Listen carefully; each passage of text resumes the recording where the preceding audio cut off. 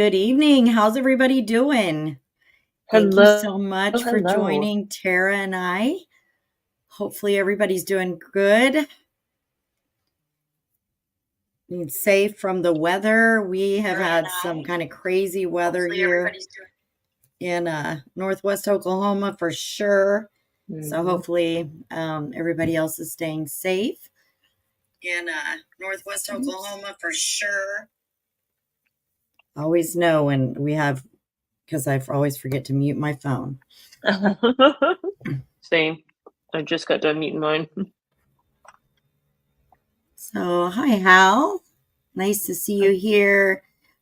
Jeep and B, the mama, Chef-tastic with Megan Martin. That's a cool name. Nice to Mhm. see you. RJ, Becky, Mermaid Mary, Lindsay, Beverly Malone. It's great to have all of you here. Dennis Clark, thank you so Sconroy, much. Sconroy, Wendy, Sconroy. Amy Layton, Tisha, Taisha. I never know how to say names anymore after I'm outside the United Right? States, so I never know anymore. I quit. Opal. I'm pretty sure that's Hi, Opal, not Opal. Opal, but Yeah. All it is right. busy. So I have just a quick before we get started Go into right everything. ahead. I didn't get it out. I still have to watch the last half of the service. I'm out of quite literally the country on business, and I got to watch part of it. And then some jackass at my work was like, "Hey, let's go do this meeting thing." I'm like, "Or not. I'm in the middle of a funeral, thank you." And I was right there as Jillian's son was talking about his experiences with his mother, and right as her daughter was getting ready to start sharing her thoughts is when my asshat of a Oh, coworker no. and they weren't trying to be an asshat, but right, but they're just like, "Hey, let's go do this." I'm like, "You're a jerk." Oh my god. I Right? they're Can't like you say this is way more important here? I've got my headset on. They're like, "Are you in a meeting right now?" I'm like, "Yes, actually, go away." But I had to go into the meeting. So I've watched the first part of it. I just have to say for somebody, it says a lot about I don't always think children are a good representation of their parents, but my goodness, if her son is any representation of who Jillian was, Yes. I mean, he was so adorable.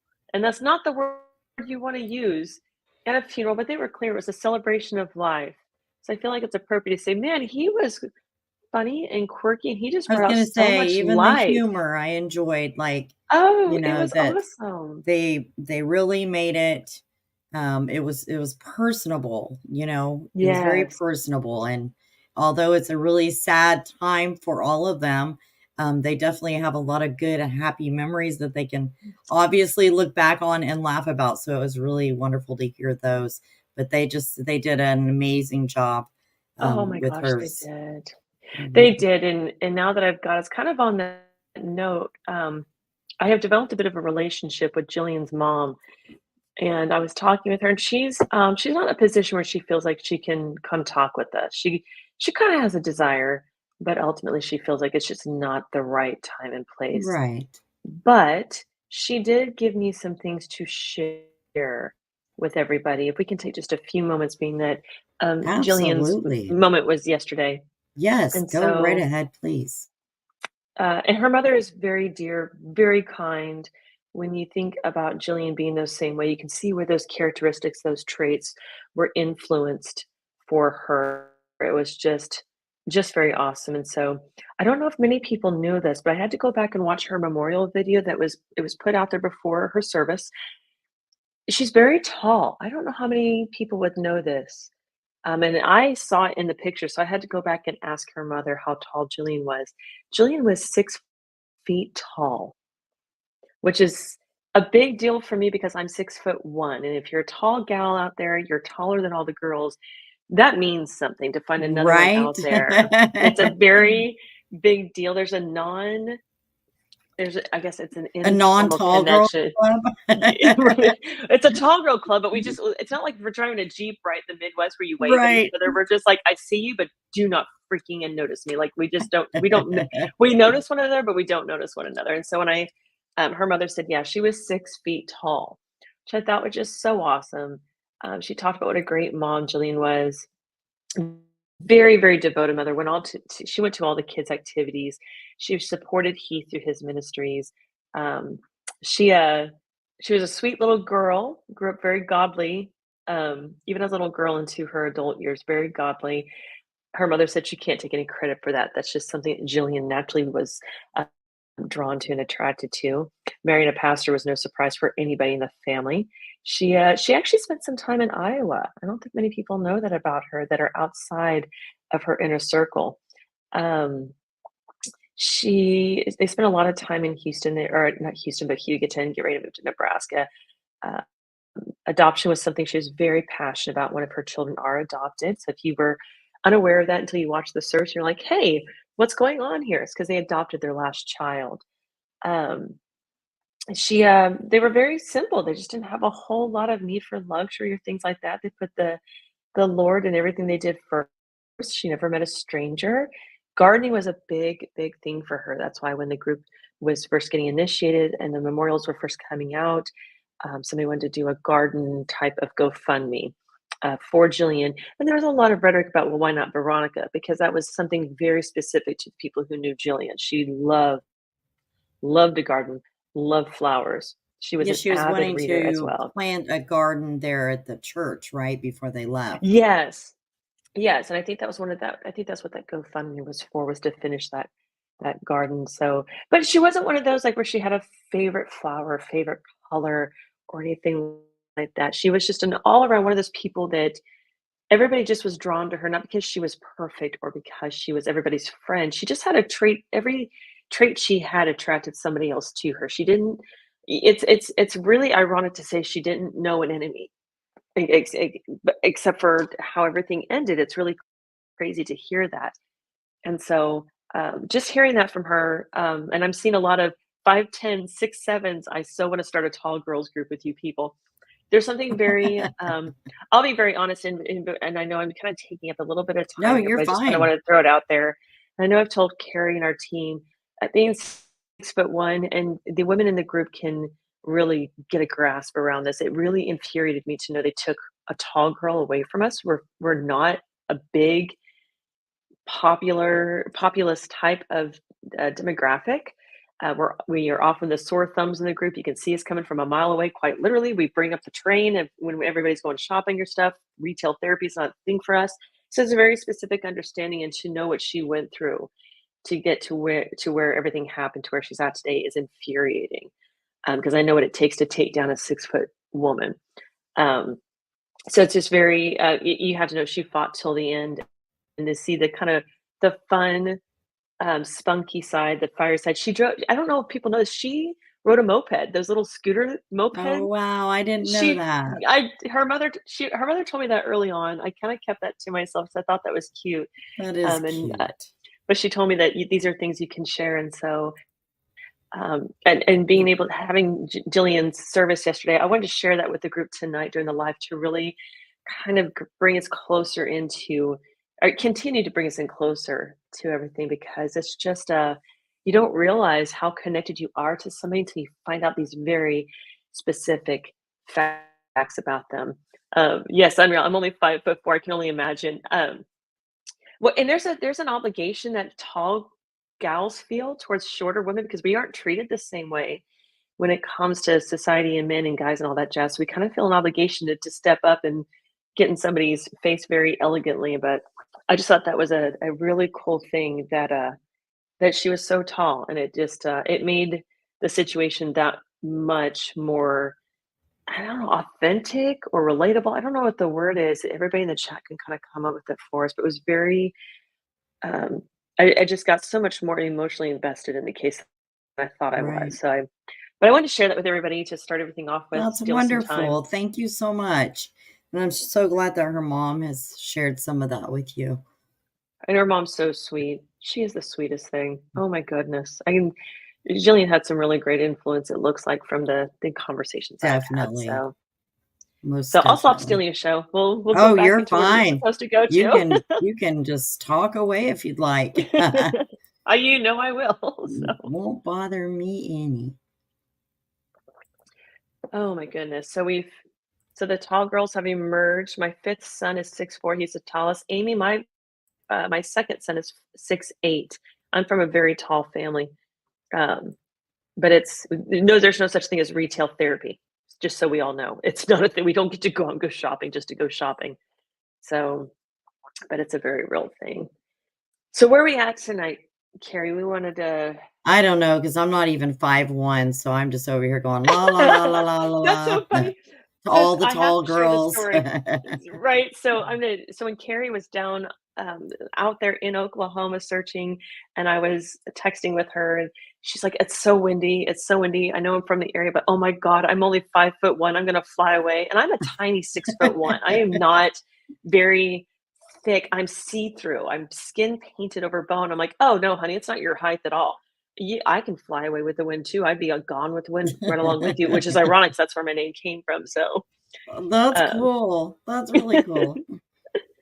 yeah, I don't know Yeah. why I enjoy buying shorts or pants either. The mama, I don't. 5'10". They don't believe in us in the Midwest, do they? They do not believe we exist. It's awful. Yes, she will. That's what That's her too son funny. said, that he wasn't sad because he knew his mother was having a party in heaven and he was upset because he wasn't invited. I was like, as morbid as that sounds, I get it. I like it. It's I do great. too. Yeah, the children were amazing. They were all amazing. Mhm. Really such an I can't wait to see it. inspiration to other people. And I don't know I know where they're getting their strength from, but I just don't know that I could be that graceful with it. And they're just truly a family to look up to, Mhm. and very just wonderful. Well, it So goes to show that their faith as yeah, opposed to the Misfits' faith as it is, it's very, very different. yes. They're being faced with the most difficult challenges you And they could showed that possibly they're imagine. just real, just like the rest of us. They're Yeah. just Yeah. very real. This normal mom-kid relationships where you're joking and you laugh about quirky things and, things like that. It really brought out the human side that, we haven't really gotten to hear or see so far. And it was amazing. I had to turn away multiple times. I know many others did too. Um, but I don't do well with funerals or anything like that. I cry at them on TV. I don't even have to know the person, but Mhm. it was very touching, and I'm just so impressed by the wonderful job they did in celebrating Jillian's life.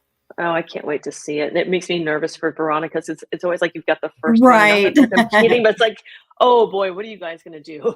Oh my goodness, especially since she Yes, was the target, and that's gonna kinda add to that, how they kind of format that because pressure this or is all about the something. kids, Yeah, and it's I really. Do you think the kids will be there? I had just now thought of that. Do you think her kids will be there? oh, I hadn't thought of that. I Oh, would kinda tend to say probably not, but I don't know. I don't mm. know how that would work out. Yeah, it just dawned on me. Um, Hmm, Goodness, I that'll be something to think about the next, couple days because definitely. her celebration of life is on Friday, I believe, and I think I have an alert that says I'm gonna be, um, notified when it's live streamed, so because somebody had asked me earlier if it was gonna be live streamed, I think it is. That was what I thought of Veronica's? it. Mhm. Yeah, Okay, that's what I thought. also yeah, yeah, Yeah, yeah, invite the mom, and that's what I was somebody asked me earlier if it was gonna be, live as well, and I think it is, and the group will be paused for that service as well. There won't be any activity during that service. yep, and So we everybody want did the so most of the group. wonderful yesterday in, Oh, it was following those. beautiful. We didn't have to delete any comments, we didn't have to Oh, nothing. Everybody followed exactly what Tara asked, and that was just to make it a day about Jillian and make it a, beautiful thing, and well wishes and, prayers and thoughts for her family, and every single person in that group did it so well. It was amazing and it that yeah. many people in one group can do that, without any issues. I mean, I don't think any of us had to delete anything. So, it was No, I didn't. amazing, It was truly. it's we've got such a great group. I've seen some other groups that aren't so nice about us and other groups. Okay, that's fine. But then our group has been their words of encouragement. They sound like compliments, and I know most people see them as compliments. But to me, they're words of encouragement on what how we're impacting, how the mod team is managing, how this whole thing is being conducted. I think that makes a big difference, and Yeah, I think it says a lot about how we view this situation and what we how we want everybody to come together and support, and we morph and grow, which is a big, huge thing, I think. definitely. And learn. And learn, learn, learn. Yes, All right. So absolutely. tonight basically was going to go over some of the new core documents. Nothing too exciting. We do have all of them up that have been filed up until this afternoon. So I wanted to go over some of that stuff, answer some questions that were in the group or that I've seen elsewhere. The questions that we can answer anyway, that we know the answers to, and kind of go from there.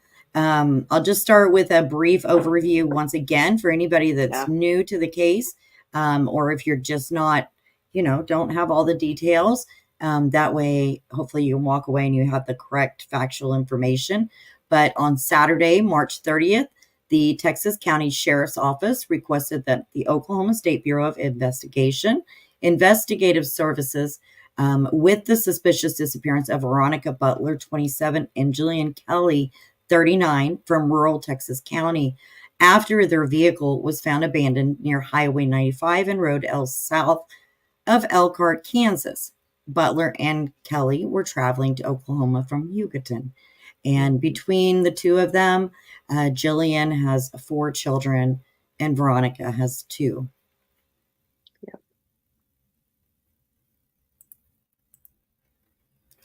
Now, this all really stems from a horrible child custody battle. The custody battle, though, unlike most others, isn't really between, or wasn't between Veronica, the mom, and Wrangler, the father. It was more so between the grandmother, Tiffany Adams, and the mother and the father. So, through the child custody case, recordings were obtained where Rickman, who is Wrangler, that is the children's father, Veronica's children's father, discussed death threats by Adams and Adams' boyfriend, Tad Cullum. The custody battle began in February of 2019 with many hearings and court appearances. On March 18th of this year and March 20th of this year, motions were filed requesting extended visitation for Veronica. A hearing was scheduled to occur on April 17th. Butler's attorney informed OSBI that Butler was likely to receive unsupervised visitation with her children at that hearing. At times, Tiffany Adams would refuse to let Wrangler, her own son, have his children, even though Wrangler had legal custody of them. Law enforcement previously responded to a call for service where Tiffany refused to give Wrangler his own children. Reportedly, that officer told Wrangler he believed the children were better off in Tiffany's care, even without the custody in place. Wrangler had custody. Mhm. And all of this is just out of the affidavits. Yeah. Yeah, these are Um, this is not our bit this isn't our opinion, this is what we get from the actual legal documents. We're just shortening it for everybody here. yes. And then, so this, the continuing threat to society, this is what they put, the DA did in order to try to prevent them from getting a bond. And this, I believe, was Tiffany's, but they were all basically the same. The evidence shows that the defendant and co-conspirators engaged in a plot to kidnap and murder the deceased, Veronica Butler and Jilian Kelley, in order to prevent the lawful granting of custody and or unsupervised visitation by the court. The defendant and conspirators attempted said crime previously by both traveling to Hugoton in an attempt to lure Veronica out of her home and additionally planning to organize her death by throwing an anvil through her windshield while she drove down the road. And the proof of guilt is evidence. See attached sworn affidavit detailing the relevant facts at the time. State would point out that after arrest, this defendant, Tiffany Adams, did provide a recorded statement to law enforcement indicating her responsibility for the death of the deceased. Then this is continuing on with the no bond. The attached affidavit No condition would assure the safety of the community, which includes the witnesses and court personnel involved in this case. The facts are that in order to prevent Veronica Butler from regaining custody and or unsupervised supervision with her children, the defendant and conspirators were willing to commit murder. Said murder was complex and involved extensive preparation. There are statements of the co-conspirators that their problem would be taken care of because in addition to removing Veronica, they knew the path the judge walked to work. Now faced with the consequences of a sentence of death or life in prison, the defendant and conspirators would be willing to do anything, since they have shown to be willing to commit capital murder in order to limit Veronica's visitation.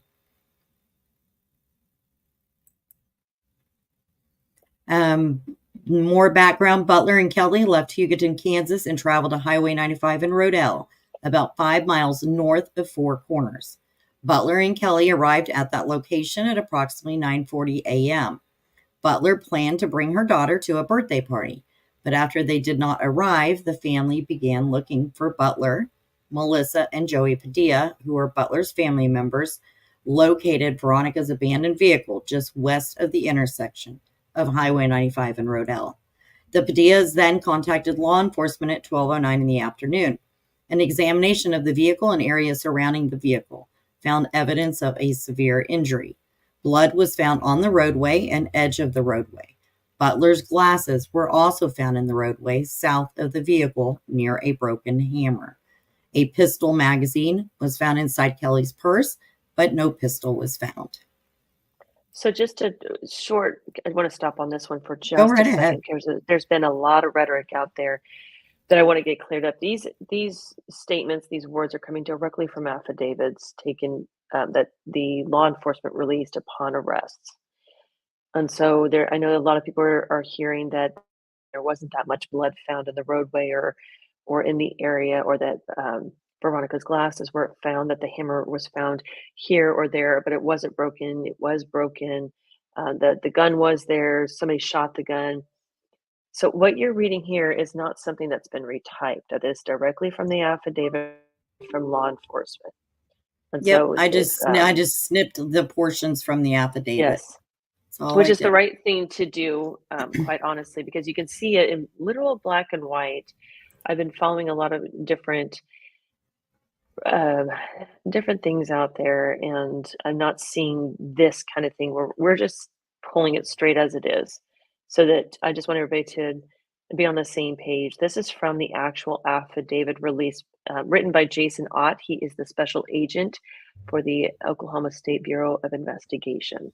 So just to make sure everybody realizes this is not something that we put together. This is something we just this is a screenshot and added to here Yes, so you guys can see what's happening if you don't know already. absolutely. And thank you, is it Lisa Wilson? Thank you so much for becoming a member.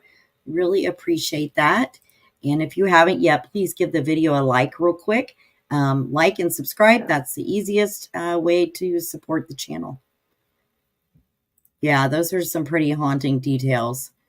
absolutely. Um, and have they found her pistol? Not that we know of. Yeah, I haven't heard anything either.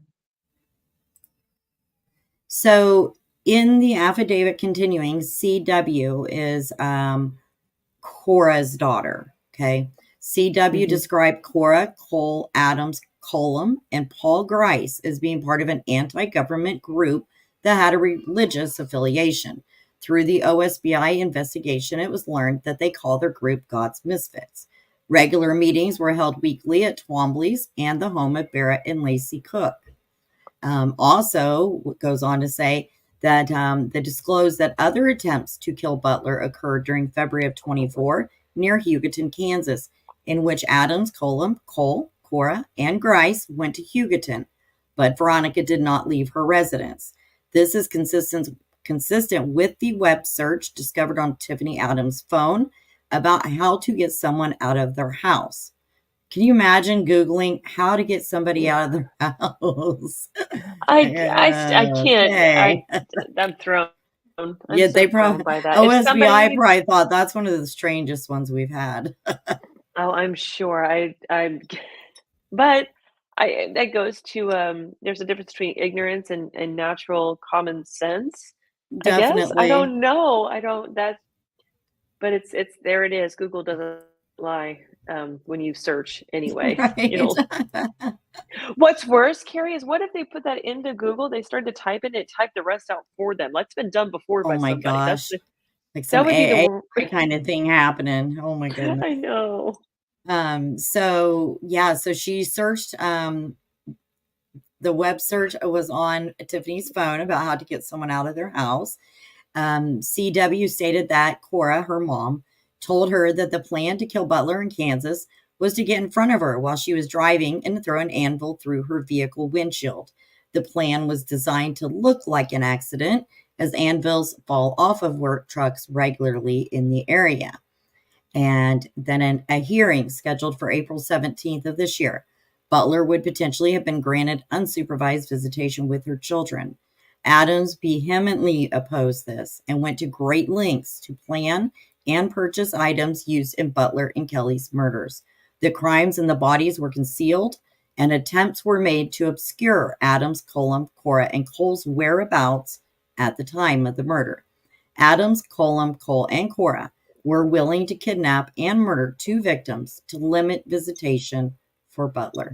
They are therefore willing to take any extreme violent measure to protect themselves and thwart the criminal justice process. Adams and Cullum have a history of violent interactions, including death threats and intimidation against individuals who disagree with their ideas. Members of the conspiracy participated in multiple attempts to murder Butler in the states of Oklahoma and Kansas. They abide by their own philosophy and have no regard for the sanctity of human life. Adams, Cullum, Cora, and Cole have resources sufficient to organize and execute a complex murder. Therefore, they also have the resources to flee if given the opportunity. At the time of his arrest, Tad Cullum had a rifle, ammunition, body armor, and a go bag prepared at his residence. Adams and Cullum owned numerous guns and other weapons. Adams and Cullum posed grave danger to witnesses and community members. No conditions exist which would effectively assure the safety of the community or any person involved in this case, including court officials, should Adams and Cullum be released. And we now know that they were not given any kind of bond. And then Right. stop here and look at the questions or whatever the comments are here. Well, that go back, that tells you that they know right from wrong in mainstream society. Mm-hmm. It's interesting Yep. that if you believe so heavily in what you're doing, but you have to have a go bag in case somebody disagrees with you. I find that interesting. But Yes. that's just me. So there's the Lisa, I hope we're saying your name correctly, Lisa Wilson. An anvil won't fly out of the back of a pickup and land on somebody's windshield. Anvils are very heavy. If it was setting on the edge of the tailgate and fell off and someone hit it, it could cause a wreck. There was a lot of rhetoric the other night about that, Lisa, whether or not an anvil could be thrown off, fall off. And I think somebody finally mentioned the idea of an anvil hammer. Is that what it was, Carrie? Or I don't know if I remember that correctly. Something like that. I don't know. Yeah, it was. We're not from the area. We don't have those skill sets, so we are probably jacking this up. But Yeah, I don't that's see anvils flying off of the work trucks around here where I live anyway, but well, the only time I see an anvil is when I'm watching. I know this is not appropriate, but it's the only time I see it is watching the coyote chase after the roadrunner. It's the only time I right? ever see an anvil. Jeez. That's And I know funny. that sounds, but it just doesn't seem so. I'm sure there's something that is being from not the area we're missing something, but it's just Right. crazy to think of that. It really is. A hammer RJ. anvil, yes. Yeah. Anvils It's just, don't fly off pickups. oh my goodness. And You Coyote are, always loses, Crunch said. Yeah. Yeah. Coyote always loses. So in no, this he picture does. here, this is actually Barrett Cook and Lacey Cook. The only reason they're even in this presentation is because they are in the affidavit. They are a part of God's Misfits.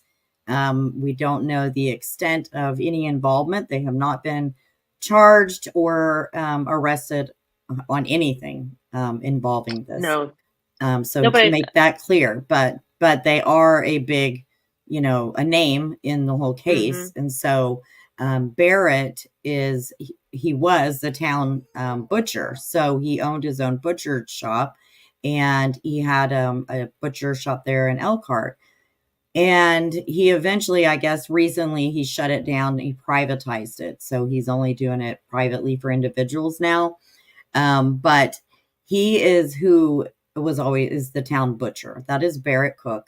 He is also one of the Misfits preachers, quote unquote.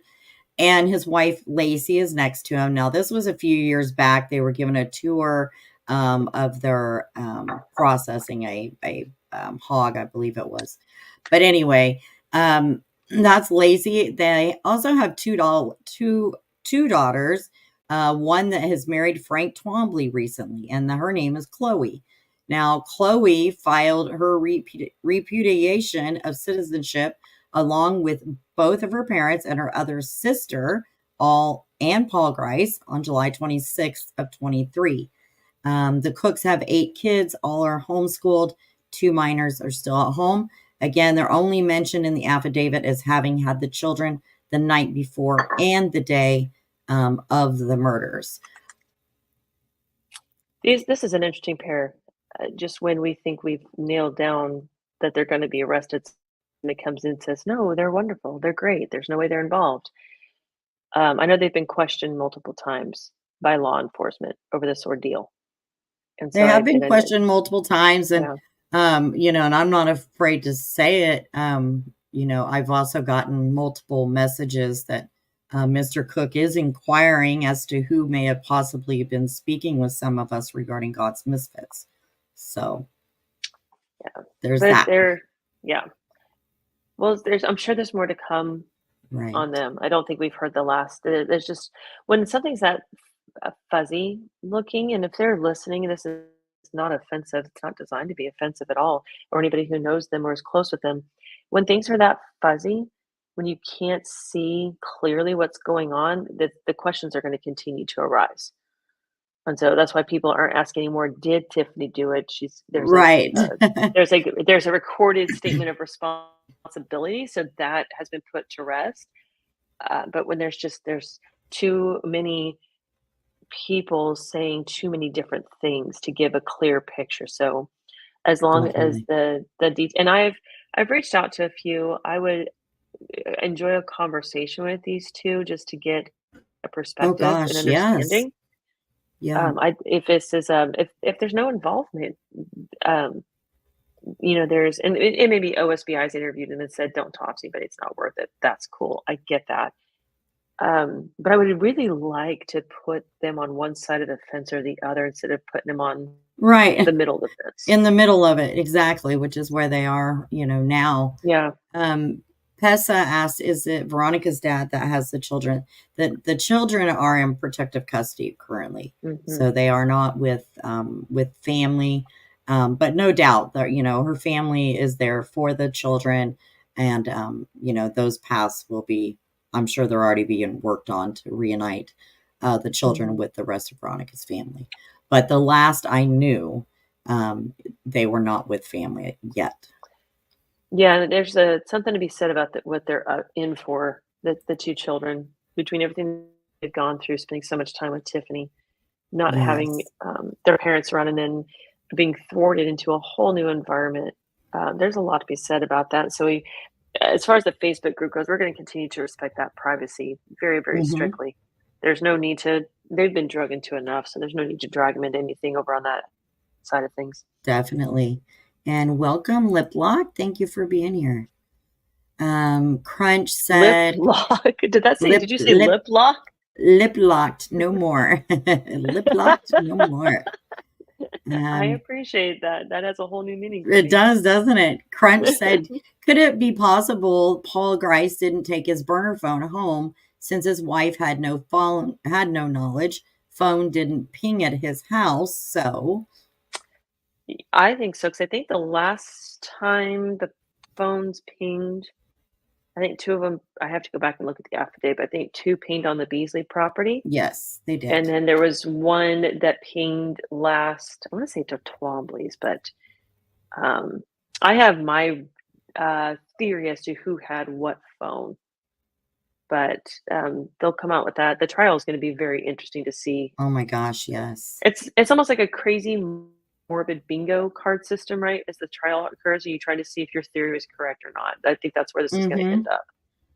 Hello, And Teresa. yeah, hi Teresa. Thanks for being God, here. We appreciate it. especially a first Um, timer. That's awesome. yes, Amy, did I just hear that right? He wanted to know who was talking to you guys. Yeah, just kind of questioned different people and was like, hey, did you, basically, did you talk to them or, did you talk to Carrie? That kind of thing. So I've had multiple people have come to me and said that. Well, I'll quash that real quick. If he is listening or any one of his inner circle are listening, I doubt they're going to say anybody's going to say anything because Yeah, we're not. right. So there's it's amazing when you start breaking values, when you start violating values, where the loyalties really stand. Most definitely. So And so here we have the first four that were arrested. They're beautiful mugshots. They were beautiful. arrested on That's April 13th. Paul probably looks the best. well, he's 31 or 32, right? Mm-hmm.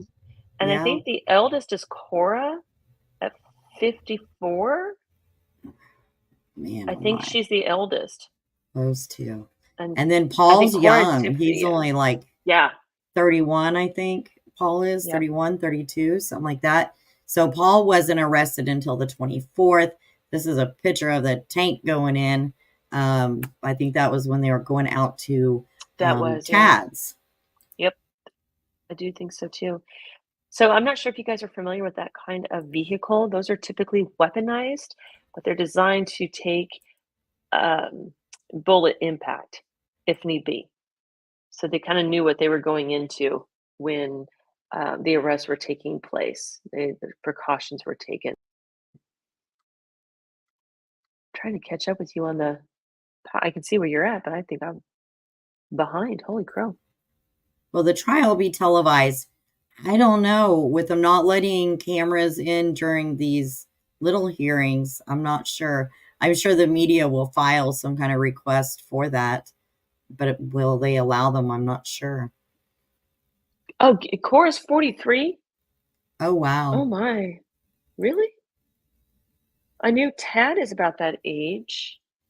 So Tiffany must be the oldest then.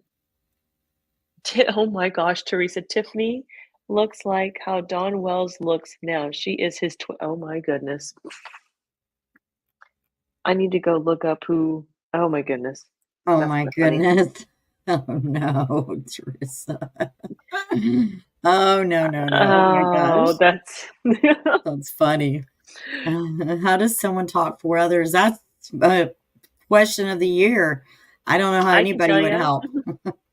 I can tell it's a I come from a very and I'm sure I've got family members listening, so I'm not going to apologize, but I come from a very narcissistic type, very influential. And when you manage your relationships through fear, people are willing to do whatever it takes to not be emotionally or mentally hurt or distraught. And so especially if you can gaslight folks into believing things are happening when they may or may not be happening. It's just a matter of influence. I'm sure there's some threats in there. There's documented evidence of Tiffany threatening her own child, her eldest, her firstborn, which I always think that's a pretty special one, is the firstborn. Um, Tad is 43. Tiffany's okay. That feels, those numbers feel better. I thought Yeah, that's what I was me thinking, too. because I was like 43, and Cora must be, well, anyway, but that's how you do it for the when you want people to do stuff and you have that negative power, that negative influence, and you scare people enough and they are conditioned enough, you can get them to do anything you want them to do Yep, with enough nagging and enough bullying. So yep. Cole Fear. is 50 and 4 is 44. You guys are on it. I know we have this in our notes. I just didn't Sassy girl, Granny robbing the cradle. Oh, Gosh. oh goodness. They look like workers with no plastic surgery, and the lighting in jail's not so good. No YouTube filters. Oh my Yeah, gosh, I should definitely not be. don't. They definitely don't have the filters Oh, on there. So this was their initial court appearance. I don't know if everybody got to see this. We only got to see them coming in and out. So I was just kind of skip through, you know, kind of go through Tad going in, Tad coming out, do that real quick. And then we'll move on from there. And we're digging deep. And so this is from a different live I did the day they were their initial hearing. Justice for KS moms, Veronica Butler and Jilian Kelley. It's a very large group, and it looks like they're bringing somebody else. Maybe they're going to bring Tad out, or they're bringing somebody else in.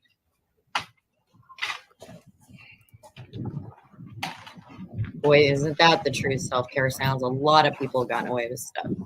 Mm-hmm. We're digging deep.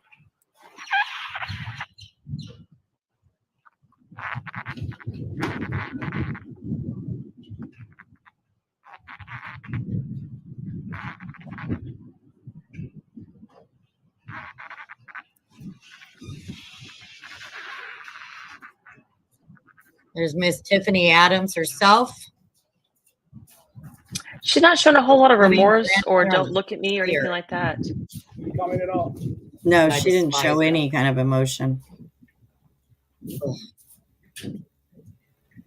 I'm sorry, but the human in me just despises that woman with every breath I have. It's hard to look at her without wanting to shake her till she stops crying. Yes, it is. And there is Tad Fulham. His grandmother's boyfriend. Man, his look sure changed. Now, I heard a whole lot of stories about Tad while I was out there. I was there for 6 days.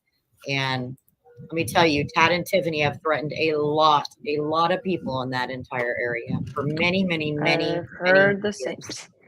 Sassy girl, Granny the gangster. Sassy, I need you to stick around for a little bit. You're saying what everybody's thinking. Right. She sure is. Right, let's see. Is it Pesa, ZZ Top? You can't take that name down with that guy. Jay Thomas said, I heard that Jillian's husband was in the hospital due to the trauma of this. Is that true? That's not something I have been told. And that was actually untrue. He had, I believe it was gallbladder stones or something. I like beards, but but not quite like that. I like them attached to decent men. How about that? And so, you know, usually if we didn't have some sort of admission or something like the affidavit said, I would approach this in a very much more guilty until proven innocent. But unfortunately, I have a hard time buying that. So now. That is Cora.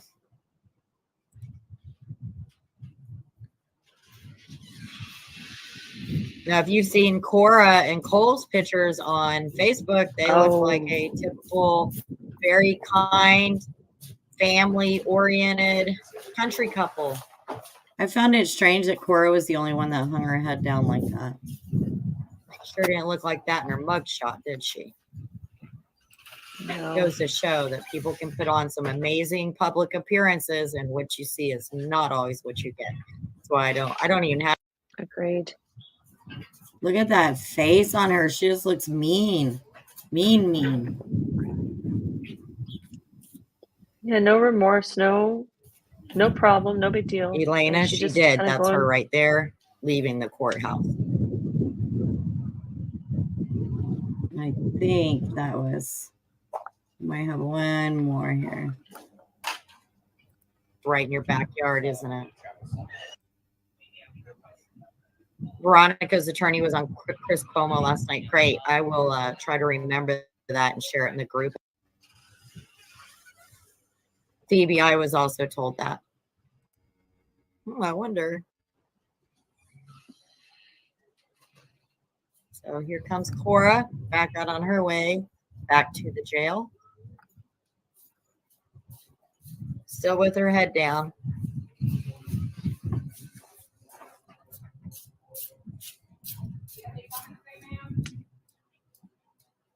She at least like comes off as showing some kind of shame or something. As of now, none of them have retained attorneys. I don't know, with them being sovereign citizens, well, Does she strike you guys that way as well? Like to me, it was like the only one that just the hanging of her head down low, not wanting to look at anything. Like to me, that's still showing some kind of an emotion. Yeah, I think she's a little bit. I don't know. I've heard, and it's interesting. Guinea pig. I don't know if we have talked before because I'm not sure of the name. I've talked to several people who know Cora. An overwhelming theme from a couple of them is this is not the Cora that I know. There's a great person underneath there. I don't know what's happening. This is heartbreaking. And then others say, yeah, I wouldn't go near with a 10-foot pole. Not as bad as Tiffany, but a good support system for Tiffany. It's kind of the rhetoric I'm getting.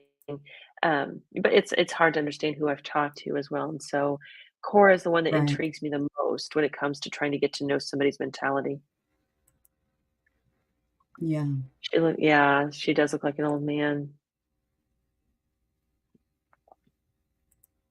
Oh, They're all being paraded in front of the town they thought they owned. Yeah. yeah, I would agree with that.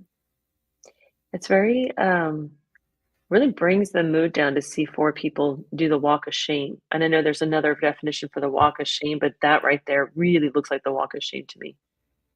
No, I don't think they're getting out of bond. No, and they've all been denied bond now, so they're not going to get out on any kind of bond.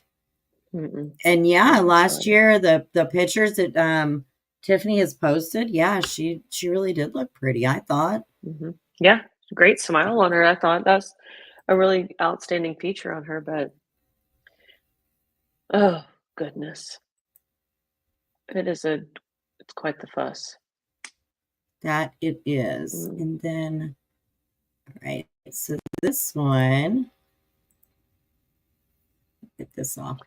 All right, so there's been some controversy over whether or not they hired attorneys or they get court-appointed attorneys. What have they done regarding attorneys? And so here are their orders appointing attorneys. The one on the left is for Paul. The one on the right is for Cole. And you guys can pretty much read that for yourselves, but it's an order appointing attorney. It being satisfactorily shown to the court that the defendant has no means and is unable to employ counsel. The court finds that in accordance with the provision to Title 22 Oklahoma statutes, as amended, counsel should be appointed for the said defendant. And it is therefore ordered by the court that the Oklahoma Indigent Defense System supply a duly licensed and practicing attorney. So that is on all of them. So there's Paul, there's Cole's.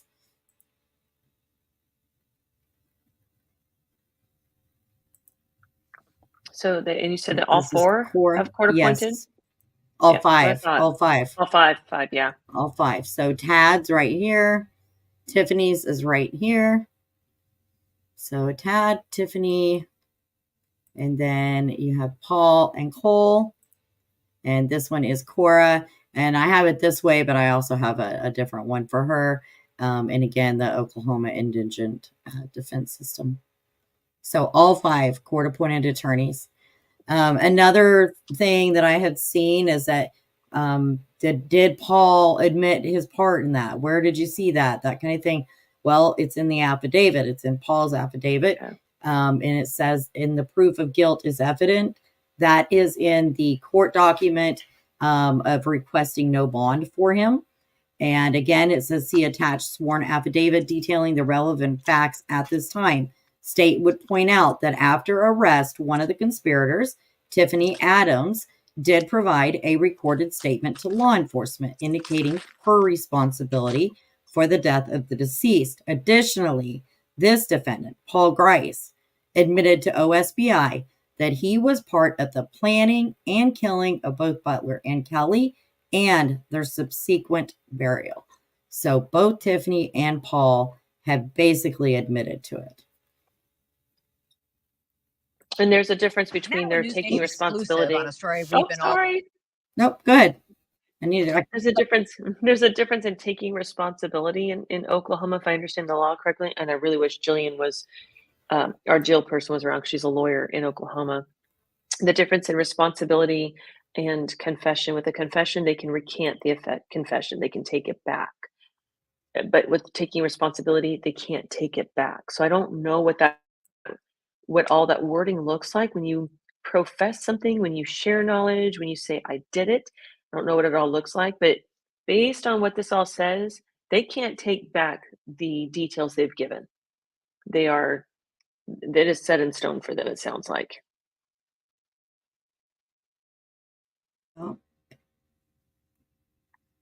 get that comment off there. So they can't afford attorneys because their bank accounts have been frozen. No, I don't think that's it either. They just can't. We said from the beginning, for them to be able to afford defense attorneys for DP cases like this, there's none of them could afford any of that. Mm-mm. Oh goodness. Let's see. Who was just speaking about small town influential families? News Nation exclusive. Nope, keep going. You're good. I was looking. Okay, so this says this was from News Nation last night. This was kind of interesting. It gives a little bit of about Paul. Some of the things Tara and I kind of touched on last week, actually, I believe. But it gives a little bit of information. So let's watch this real quick. On a story we've been all over from the very beginning. The murder of those two Kansas mothers, Jilian Kelley and Veronica Butler. This story is so... Oops, I muted myself. Oh no.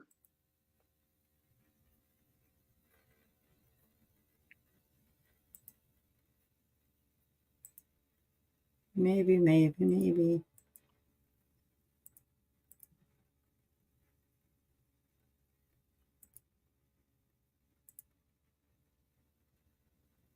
Technology is fun.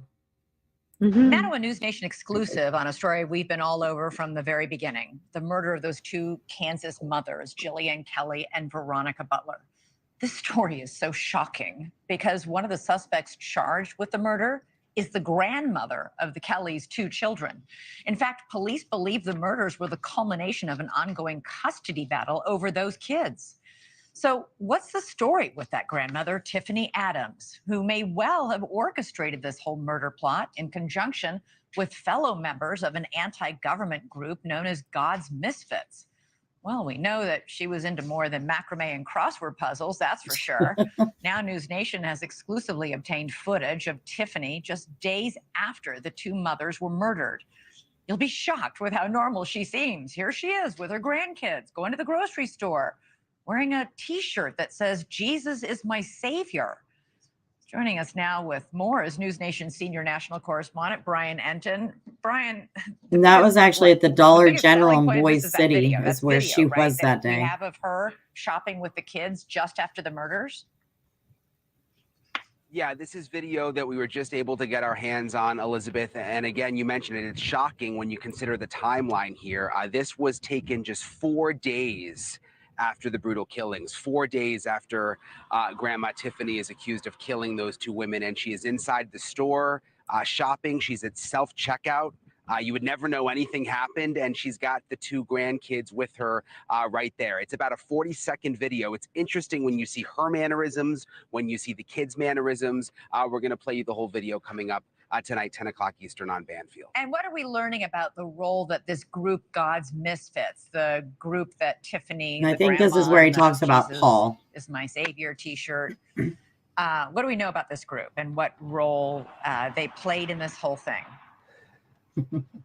Well, we've known that it's this anti-government religious cult group, and we've been trying to dig in. You have too for the last, almost month, and it's so difficult because so much of it is underground. But I want to show you, we heard from locals that there was this abandoned school where they actually met on the weekends, and I went out to that school. We now have video of it, and it's outside the Twombly's house. You remember the couple Cole and Kara Twombly. They live right next door to the So school. this is the They're school that also we were trying to suspects get in out charge to of murder. search. And apparently the meetings were either inside this old abandoned school or behind the school. What's interesting, you see right there, Elizabeth, the front door that is boarded up. I'm told by the neighbors that when authorities showed up to arrest the Twombleys in the murder, they also busted inside the school as part of the investigation.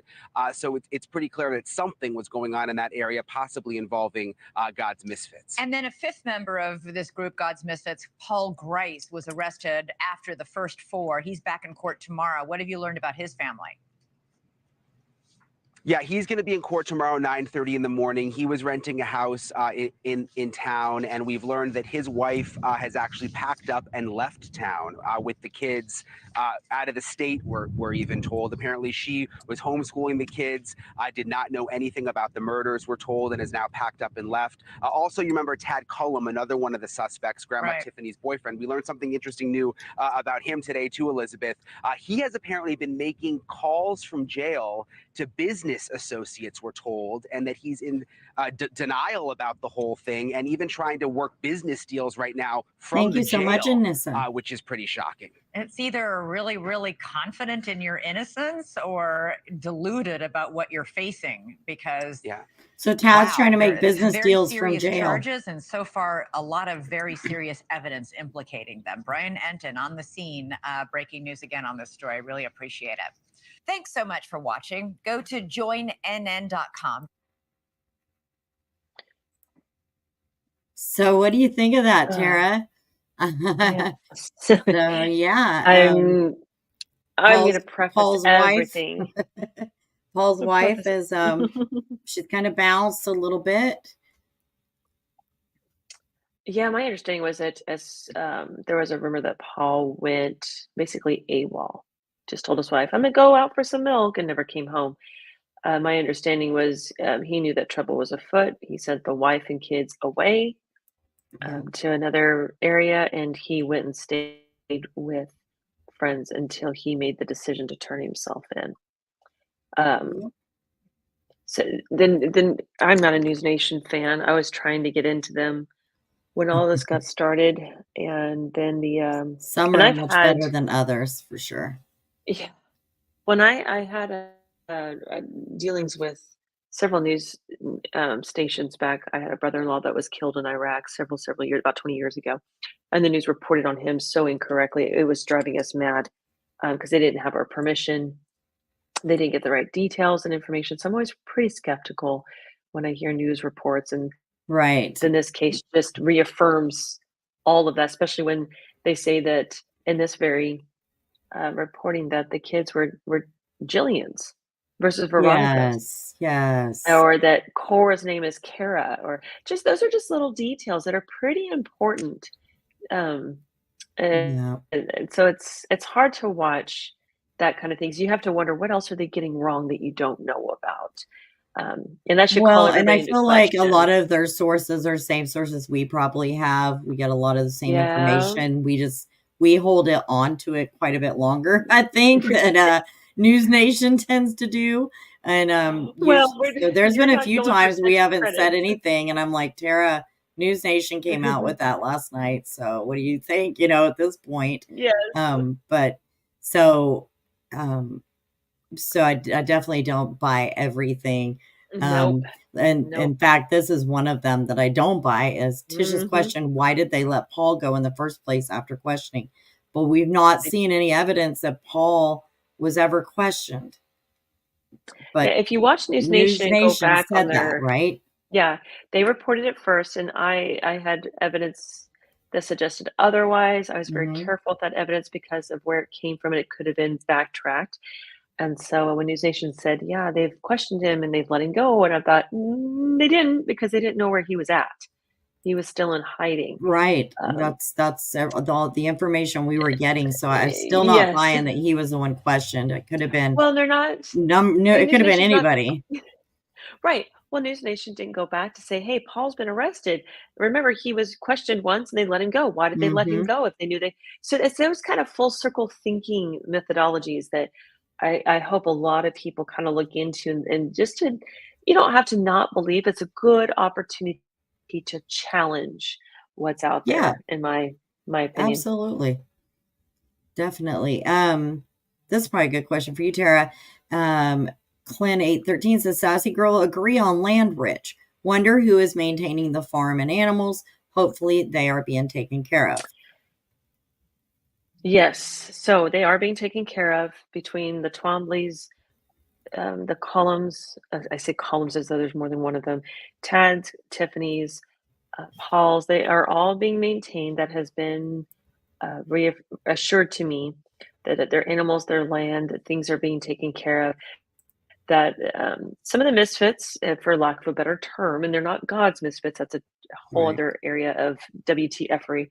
But that particular grouping of common religious belief people, they're working together to take care of the land and property and animals that are basically abandoned.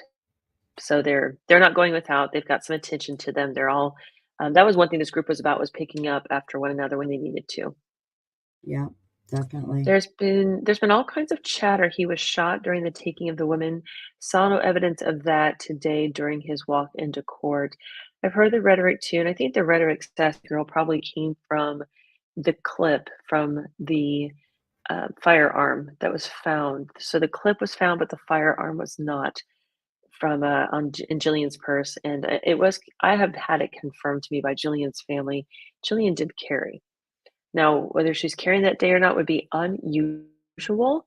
But the gun hasn't been located, to our understanding. I haven't had anybody tell me anything that they know where that gun was at. Right. No. And he didn't turn himself in. He gave an interview that was arrested the next day. That is not my understanding. My understanding is he never gave an interview. He was never interviewed. He couldn't be found. When I do understand that there was a potential location for Paul, and there was challenges in trying to confirm that location, but he found it within himself, for whatever reason, to call OSBI and set up a meeting place, which was the Four Corners, to turn himself in. And so it's that's in the affidavit. Well, what it is it says they spoke to him on the 23rd, the 24th, the warrant was issued, but he could have spoke to them at 9 o'clock on the 23rd, and the warrant issued the very next morning. So I think that's where things take there's still processes that have to be followed. Just because you go in and confess to something, right? It's simple and clear cut as that is. Law enforcement still has processes they have to follow. And this is the wonderful Tara. That's me she's asking about. Yeah. I hopped onto Carrie's little tail. What is it? Tail strings. I don't know. Her coattails. That's what it is. I hauled on her coattails, and then she can't get rid of me. It's like a fun stalking relationship at this point. She cannot get rid of me. No. I hope you like me, though. I hope that wasn't like, who is she? Get rid of her. No way. We wouldn't listen anyway. He was interviewed. Friend of mine is a real relative. He stopped by our house with feed, told her he was questioned for 4 hours. Okay. He may have been. Oh. That has not hit my no. Yeah, it hasn't hit me yet. So I'm interested in that. So we're always happy to be corrected. So these things we find interesting when they don't align with what we've told. We always get very intrigued and want to know more. Does her land have liens and or mortgages on? I haven't seen any. Carrie, have you? So Tiffany's does. It looks like her home, possibly. I'm not which is which. One is about 70.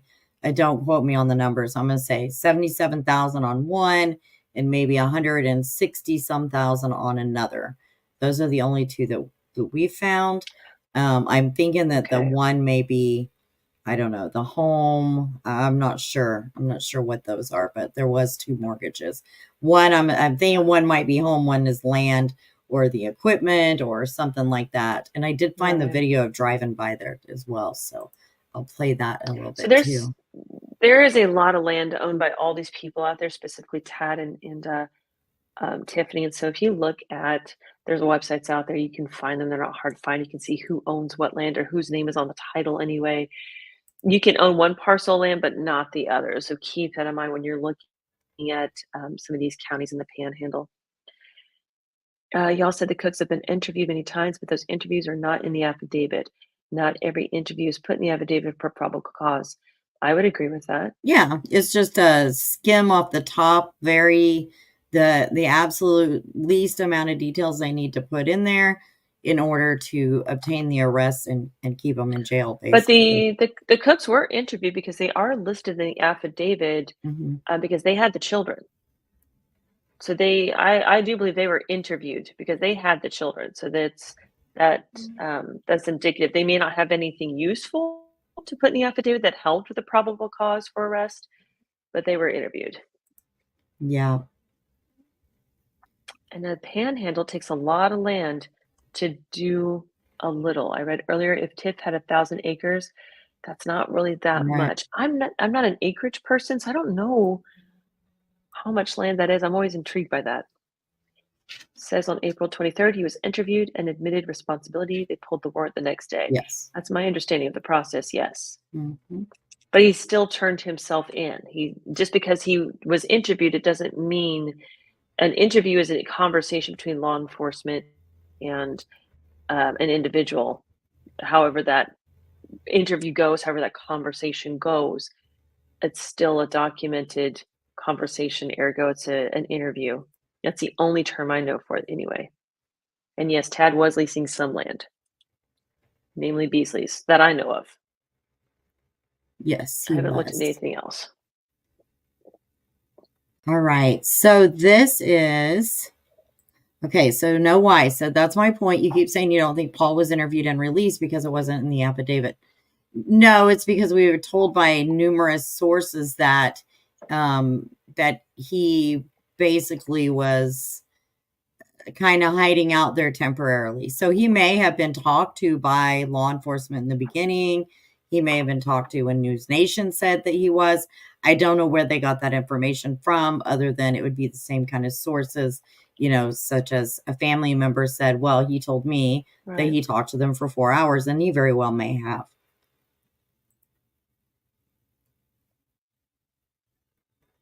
What have we got on the screen now? Okay, so this is the defendant's motion for discovery, and this is Tiffany's. It's quite long. She wants everything. Tad's looks very similar. Cora's is extremely short in comparison, but we'll go through, kind of run through this real fast, the fast way possible, just so you guys can see what kind of evidence the defense is wanting disclosed and produced for this. So, all right. So they want the names and addresses of witnesses, which the state intends to call at trial, together with their relevant written or recorded statements, law enforcement reports made in connection with the case, any written or recorded statements, and the substance of any oral statements made by the accused or made by a co-defendant, any reports or statements made by experts in connection with a particular case, including results of physical or mental exams and of scientific tests, experiments, or comparisons, any books, papers, documents, photographs, tangible objects, buildings, or places which the prosecuting attorney intends to use in the hearing or trial, any record of prior criminal convictions of the defendant or any co-defendant, OSBI rap sheet records. Check on any witness listed by the state or the defense as a witness who will testify at trial, as well as any convictions of any witness revealed through additional record checks if the defense has furnished social numbers or date of birth, excluding OSBI rap sheets. Then let's see. We skip that. Copies of any and all search warrants, search warrant affidavits, anything search waivers, in law enforcement or other reports or detailing or reporting on searches regarding the victim, the defendant, any other suspects or any other persons involved, copies of any and all arrest warrants and affidavits for arrest warrants obtained or issued in the case regarding the defendant and any other suspects or other persons involved. All statements made by the defendant to the DA, his assistants, agents, or police officers that pertain to the case. The criminal rap sheets, record checks, OSBI, FBI, NCIC, and JOLTS, and any other records of other law enforcement agency known to or in the possession of the state detailing any prior criminal conviction of the defendant and or the co-defendant known by or in possession of the state. The opportunity prior to trial to inspect and obtain copies of all records, reports, and photographs. It includes, but it's not limited to, any live lineups, any photographic lineups, any other investigation during which a potential witness was given the opportunity to view the accused or a photograph of the accused for the purpose of making an identification. The opportunity prior to trial to inspect, review, and receive copies of all law enforcement reports and records, including the initial reports, crime scene logs, crime scene investigation reports, all interviews conducted by the officers, deputies, detectives, or investigators of the defendant and any other suspects or co-defendants, interviews with all witnesses, and any and all recordings. Let's see. Any physical evidence which was seized or obtained which belonged to the defendant, the victim, other suspect, or any other person which was collected, seized, or provided to law enforcement or the state in regard to this incident. Of course, that includes physical evidence, clothing, paraphernalia, books, papers, documents, pictures, videos, so on. The opportunity to inspect, examine, review any copies of all photographs or negatives, videotapes, drawings, sketches, blueprints, or other representations made at or near the scene of the alleged crime scene or any other location involving the investigation. Any scientific testing, analysis, or comparison of any evidentiary or forensic item which was seized or collected. So hair fibers, projectiles, ballistics, trace evidence, drugs, medications, blood, saliva, DNA, hair, clothing, all of that stuff. Copies of all recordings or audio tapes reflecting the reporting of the incident, who took the report, who made it, the date, time, and any other such reports, audio or otherwise, made to emergency or law enforcement officials. The identity of all persons, including their names and contact information, who have given written, recorded, or unrecorded statements to the DA or any law enforcement agency, including but not limited to any names retained by the DA, OSBI, the police or sheriff's departments, the FBI, or any other law enforcement agency that investigated or participated in any way in the investigation of this crime. In addition, provide copies of all statements made by these persons and to whom they were made, as well as copies of any recording made of their statements. That little thing right there is what caused a lot of people to not speak out, is that there is, you do have the right to know your accusers. So in asking this, even though they're sitting in jail currently, they very well will get all the information on everybody who's made a statement against them. Official statement. Official statements, yes. The rest of it's more just the identity of all persons who are known or believed by the DA or any other law enforcement official to have been present at or to observe the events surrounding the crime or any event or fact to be proved by the state or at any trial or hearing of the defendant. Copies of all sworn statements, endorsement of names and contact information of all witnesses, together with their relevant oral, written, or recorded statements or summaries. The names and contact information of all persons interviewed by the state, police, sheriff, or by an investigator, detective, or other person acting under the supervision or control of the state or for its benefit. A list of names and contact information of anyone who might have favorable testimony on behalf of the defendant. Copies of all signed or oral statements by witnesses who have knowledge of the facts of this case. A list of the names and contact info of all people interviewed or contacted relative to this investigation, whether or not the state intends to use such people as witnesses and whether these people gave any statements, and their social security numbers if known by the state.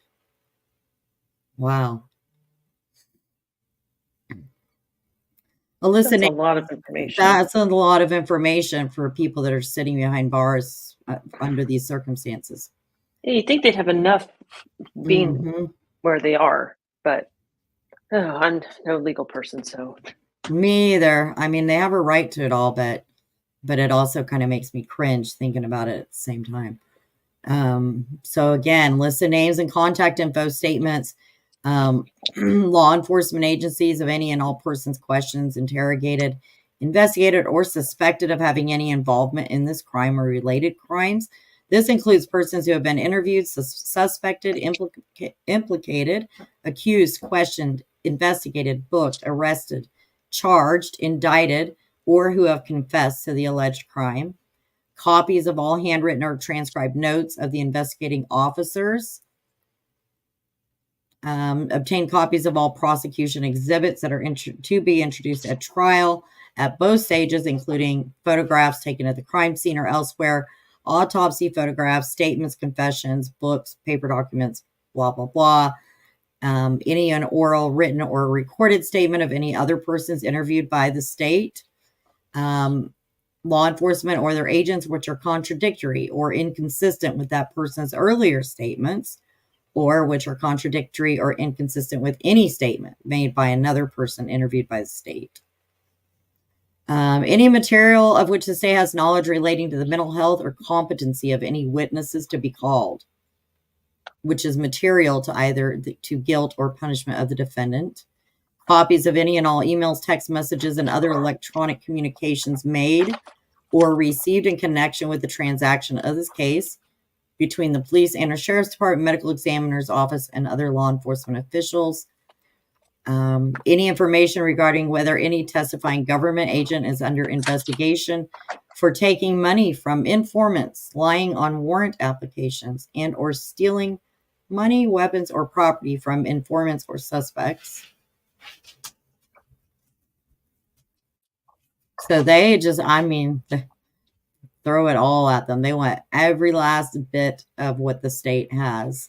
And that's normal. It's just kind of shocking to see, to be able to get so much so soon on people that may have made statements and what have you. And then let's see, whether the alleged victim was under the influence of alcohol or any drug at or near the time of the crime. If so, what that amount was per toxicology report.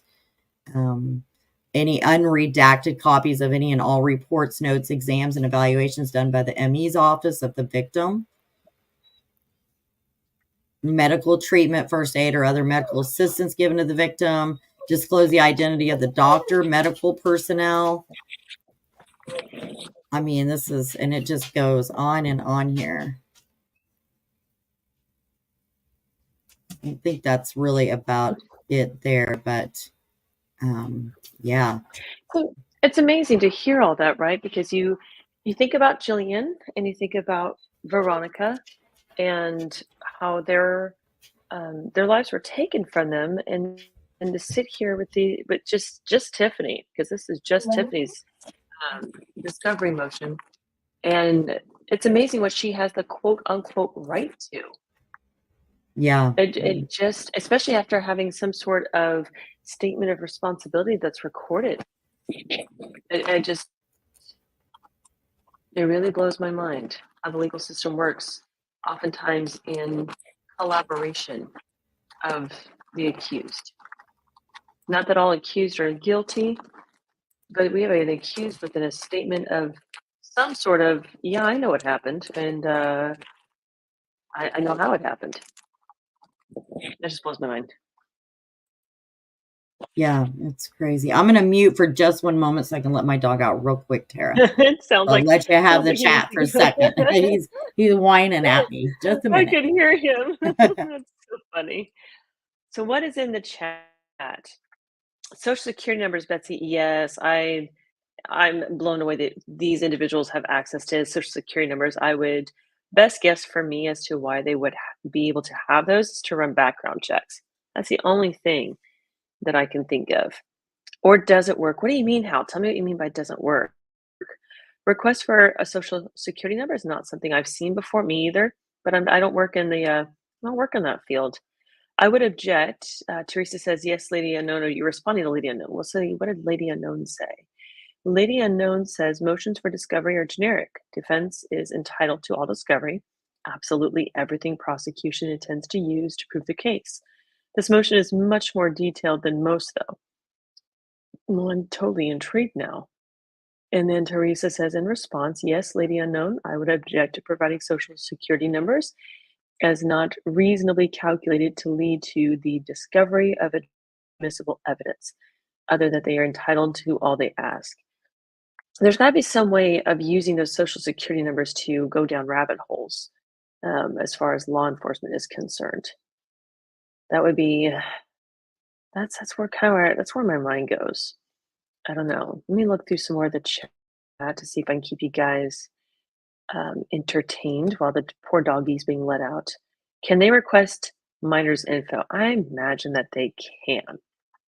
I don't know where sealed documents come into play at. If there are sealed documents, there's a lot going on there. We won't get into the details about the kids, but I imagine there's a lot of access, maybe accessible information is the better way to put it, for these 4 or 5 individuals, as it were. Let's see, what else have you all got? I'm trying to go back and forth to the chat. I don't want to get too lost. I would object to my social security number also. I would too. I don't know. I think there's something there that we can learn, and we won't like it, I'm sure. Was PG separated from his wife before all this happened? That's not my understanding. My understanding is that he and what he identified as his wife, because if you remember, he has filed an affidavit that renounces his citizenship and all recognition of law. And so I don't know that they were legally married, but maybe in the eyes of the Lord, he and his wife were married. I believe they had 2 children together. Paul had another child from a previous marriage that ended in divorce. And so I do think that they were living together, and he said, hey, probably ought to take off for a little bit. Things have hit the fan and they're starting to spread. Specifically thinking of the daughter that gave info to the police. I wish they could keep her identity away from the accused. They're not going to be able to do that. So hopefully there are individuals, well-trained, well-knowledgeable individuals who can work with the daughter to prepare her, to set her up with the tools that she needs to be able to go through this case. I think there was a comment made in the comment section before about why is Tiffany the only one asking about, or really filing a motion of discovery this in depth. I have They some all theories on have that. Tad's is pretty much the same. Okay. Cora's was pretty short. And I have Cole's. I haven't looked at it, but it appears to be about the same length. So I'm assuming that they're all right about the same.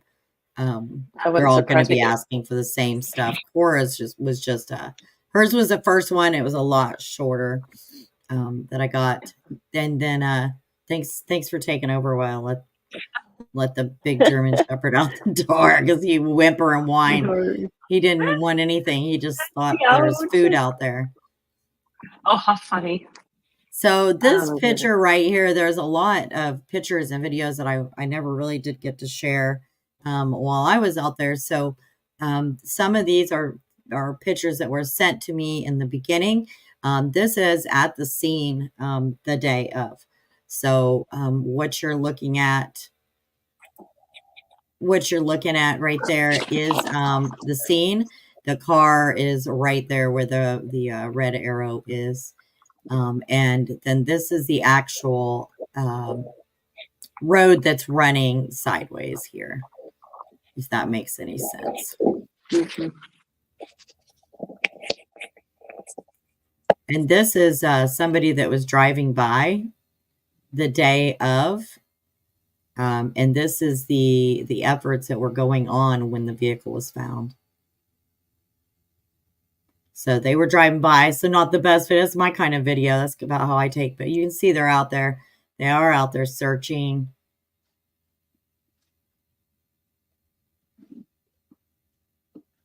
amazing. That had to be, Carrie, when you were out there, when you got to see these things firsthand, that had to be so unnerving, cryptic, bizarre, creepy. I don't know. What is the word for going out there after something like that? Yeah, it was strange. It was strange for sure. Especially the area where the car was found. And I don't think like it didn't, I don't know the right word. Not that it didn't hit me at the time, but I'm trying to get this off of this one. It definitely after the fact. So like this one right here, took this video. This is at where the car was found.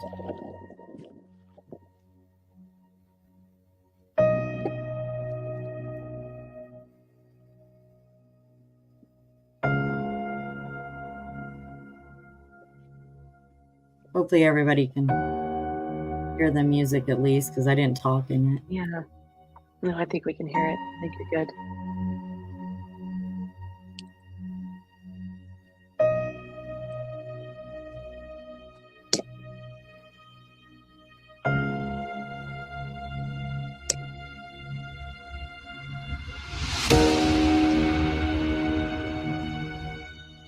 So all that brush was down.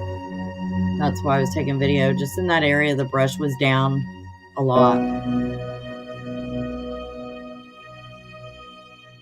And you can really tell there.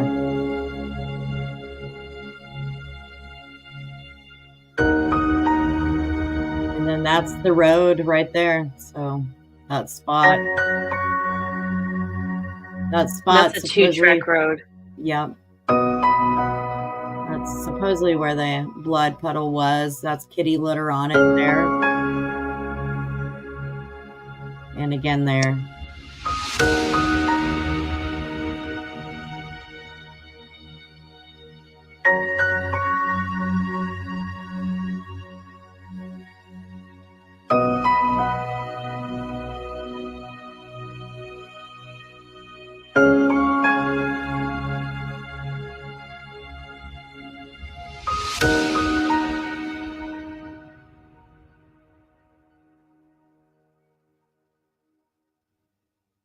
So yeah, it was definitely surreal being right there.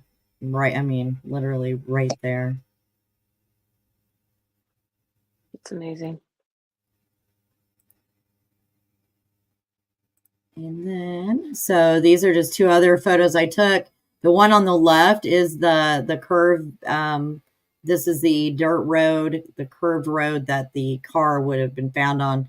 You can see, hopefully, with my cursor, that's where the puddle was. My understanding is the puddle was actually in front of the car, but that's where it is. And then this running right here is this road.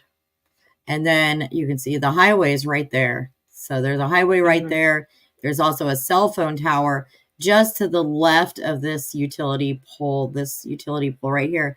There's a cell phone tower right here. So no cell service issues at all right there. Yeah, because the cell phone's pinged right there. Yep. No, Carrie, if you'll hold the picture there for a second, there's been talk in the past about what a 2-track road was, and that's what got my attention to this case initially, was when they described the cars being found off of Highway 95 and off of L Road. I'm from a small town with a lot of 2-track roads out in the country. I knew it when they said they described it being off of this road and this highway. I knew it meant there was a makeshift road out there, and that two people driving to a specific destination are not just going to pull off onto a 2-track road. If they're going to pull off the road, they're just going to pull over. And so that is a 2-track road right there, folks. That is made from just trucks driving it. They drive the same path. It's just like your dog in the backyard takes the same path. They beat down that path, and they've got a pawed down little pathway for them. Same concept, just a bigger utility to do it. That is a 2-track road made by farm trucks. So yeah, it's not identified by Google. Right. Yeah, you just take this road, this dirt road right down here off of this side road. Like I said, here's the highway, the stop sign. This road right here is off of this side road. And you could drive all the way through it, circle around, and come back out on that highway right there. Yeah. But down here at this end of it, I can't remember. I think that's the north end. I'm not sure. I'm not good at that. But at that end, it's very rutted. So, like, I couldn't have gotten my vehicle in there. We didn't try to go in that way. It was nothing like this area right here. But yeah, they just got them right off the side of that highway right there. I mean, right there in plain sight. So maybe which So my understanding, this is grandma's farm. This is the address for her farm. Notice I did not stop and take a picture. And there is nothing going on at all. Pyrenees in the front yard and no vehicles there whatsoever. So when people are like, you know, she's a millionaire, and I think I made a comment in the Facebook group, I'm like, no, looking at her house, she's not a millionaire. I can tell you that much, because it's just like it's like a farmhouse. Nothing fancy about it whatsoever. Where the money lies is going to be in those grain bins and all that, the farm trucks and the equipment and all of that they have, the land, all of that. That's where all the money is. But the house itself was, I mean, nothing that I'd expect millionaires to be living in by any means. I saw a comment earlier. Let me go back up. Let's see. Where is it? Oh, gosh. Granny's parents, while you're looking for that, Lisa, Granny's parents are not with us anymore. I think her father passed a handful of years ago, and I'm not sure about the mother, but her parents are both gone at this point. Do y'all think the first four know Grice is in custody? Yeah, I bet they do. I imagine they've been told by their attorneys that he has been taken into custody. Oh, this was the one. Okay, so Lady Unknown. So Cora's probably shorter because her attorney's court appointed. They're using their forms. Privately retained soup, there's up, I'd assume. So we went over that earlier, and all 5 have court appointed attorneys. So none of them have hired their own attorneys. They all claimed that they did not have enough money to get their hire attorneys on their own. And so they are being provided basically what we call public defenders. And that is all of them. And that's a 4 corners on the screen right now. Those are large files. Yes, they are. So this on the screen, this is a video I took of 4 corners. Super windy that day, so I apologize about the wind in the background. But this is the actual place that they were going to meet.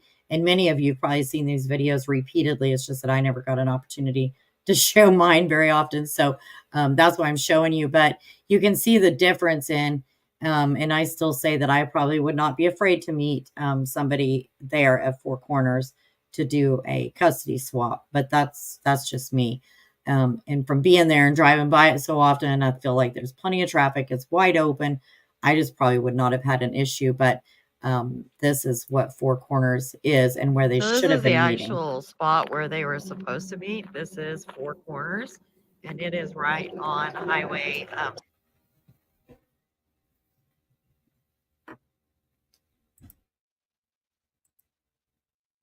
I don't know why it does that sometimes. Yay, technology. Does Tiffany have oh, there you go. This used to be an old like grocery store.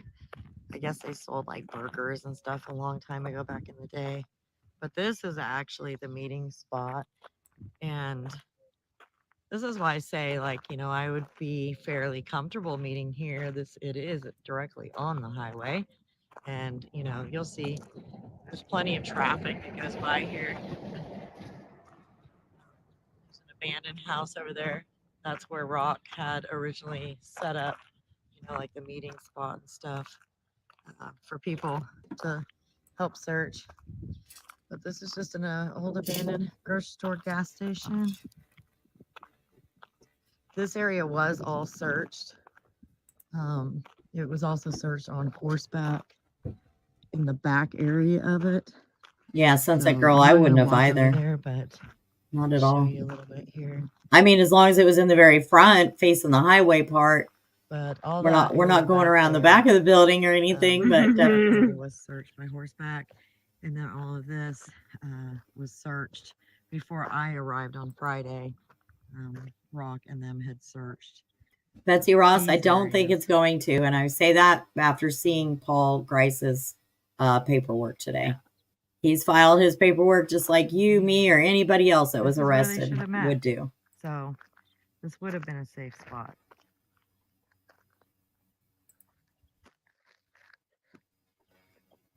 And this is why they call it Four Corners. So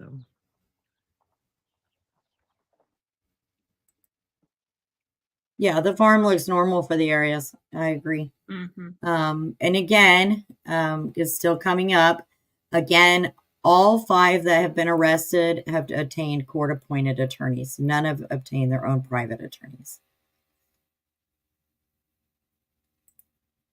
You're welcome, Lip Lock. Thank you. Thanks for being here. You're always so supportive. Pretty cool. She is. Hello, Lynn. You're good. I know it's been a hard day. It's been a hard couple of days. We've got a few more hard days in front of us. Yes.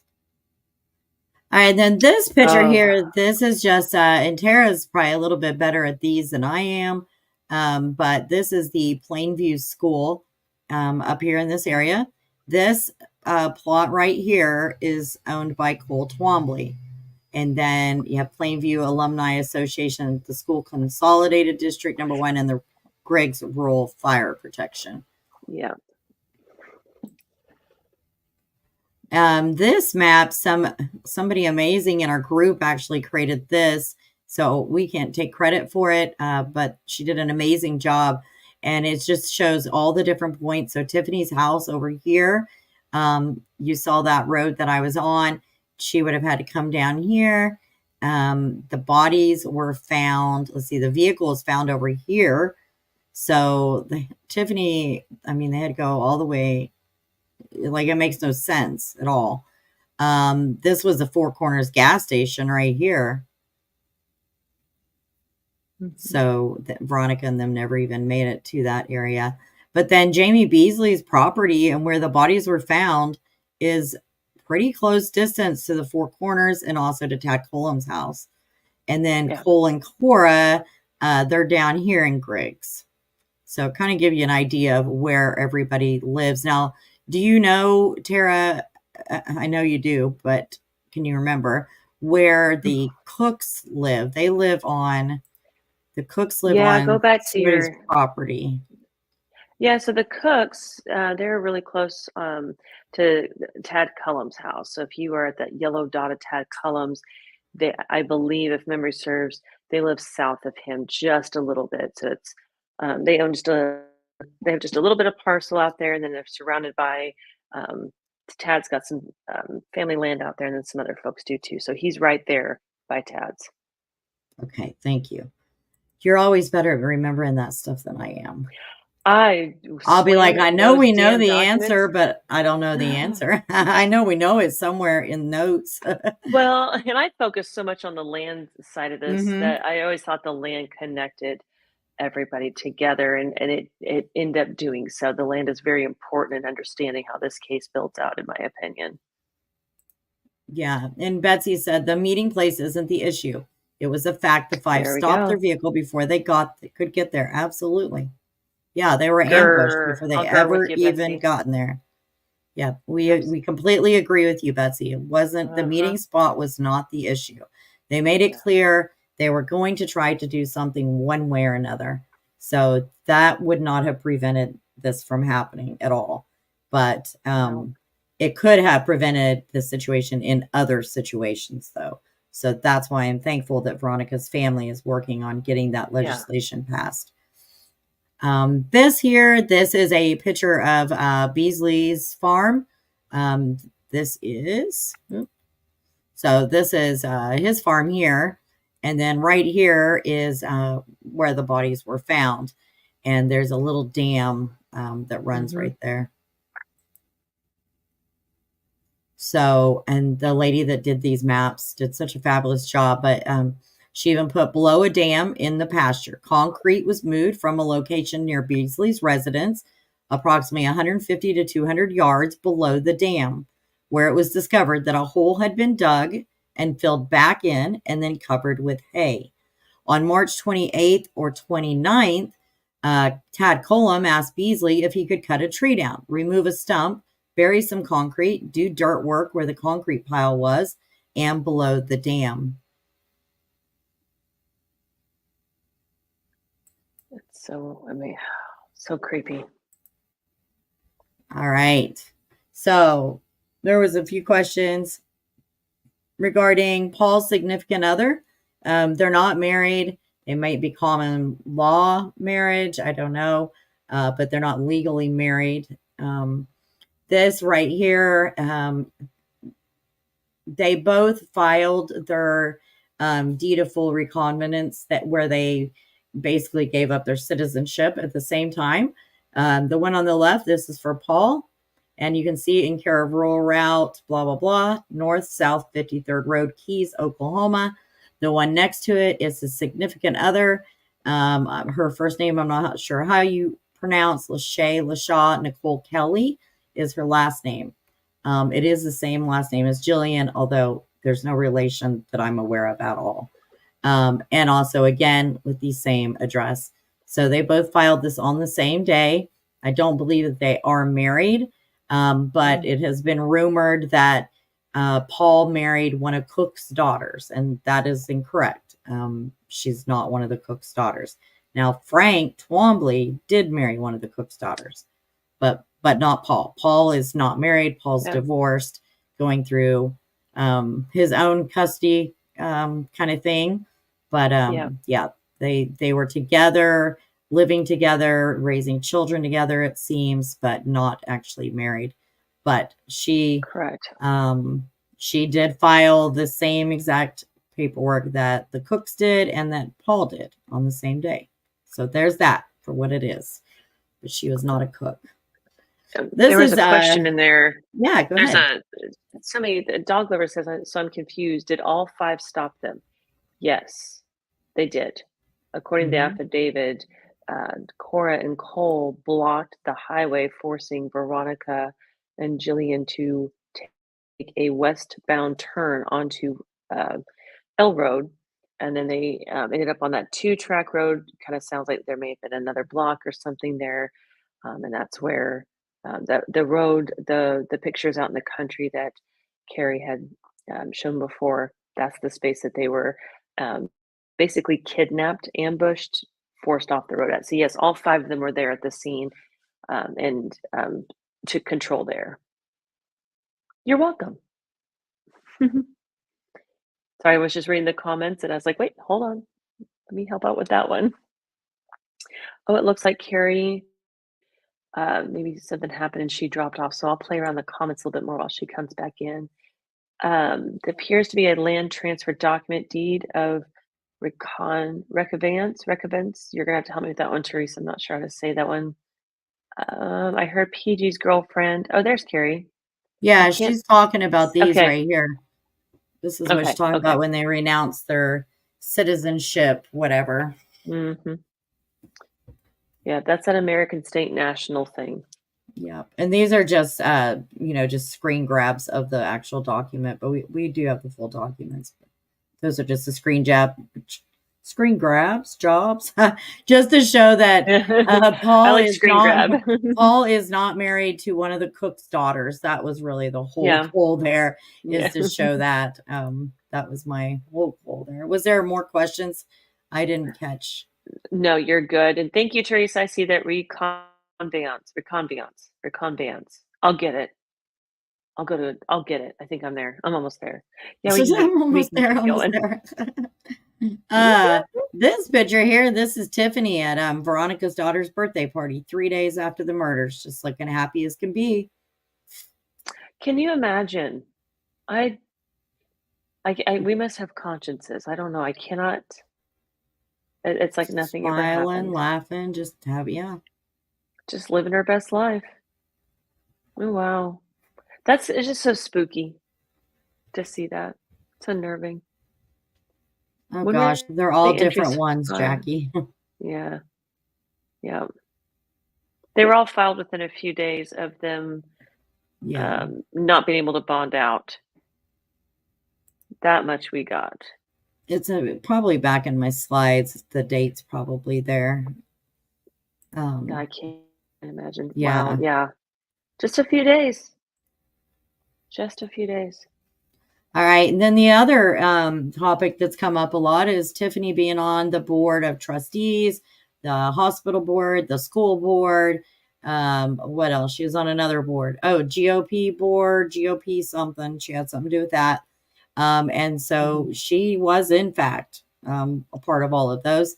This is from January 27th to 22. This is a board of trustees regular meeting minutes for Cimarron Memorial Hospital. You can see here at the top on number 1, roll call.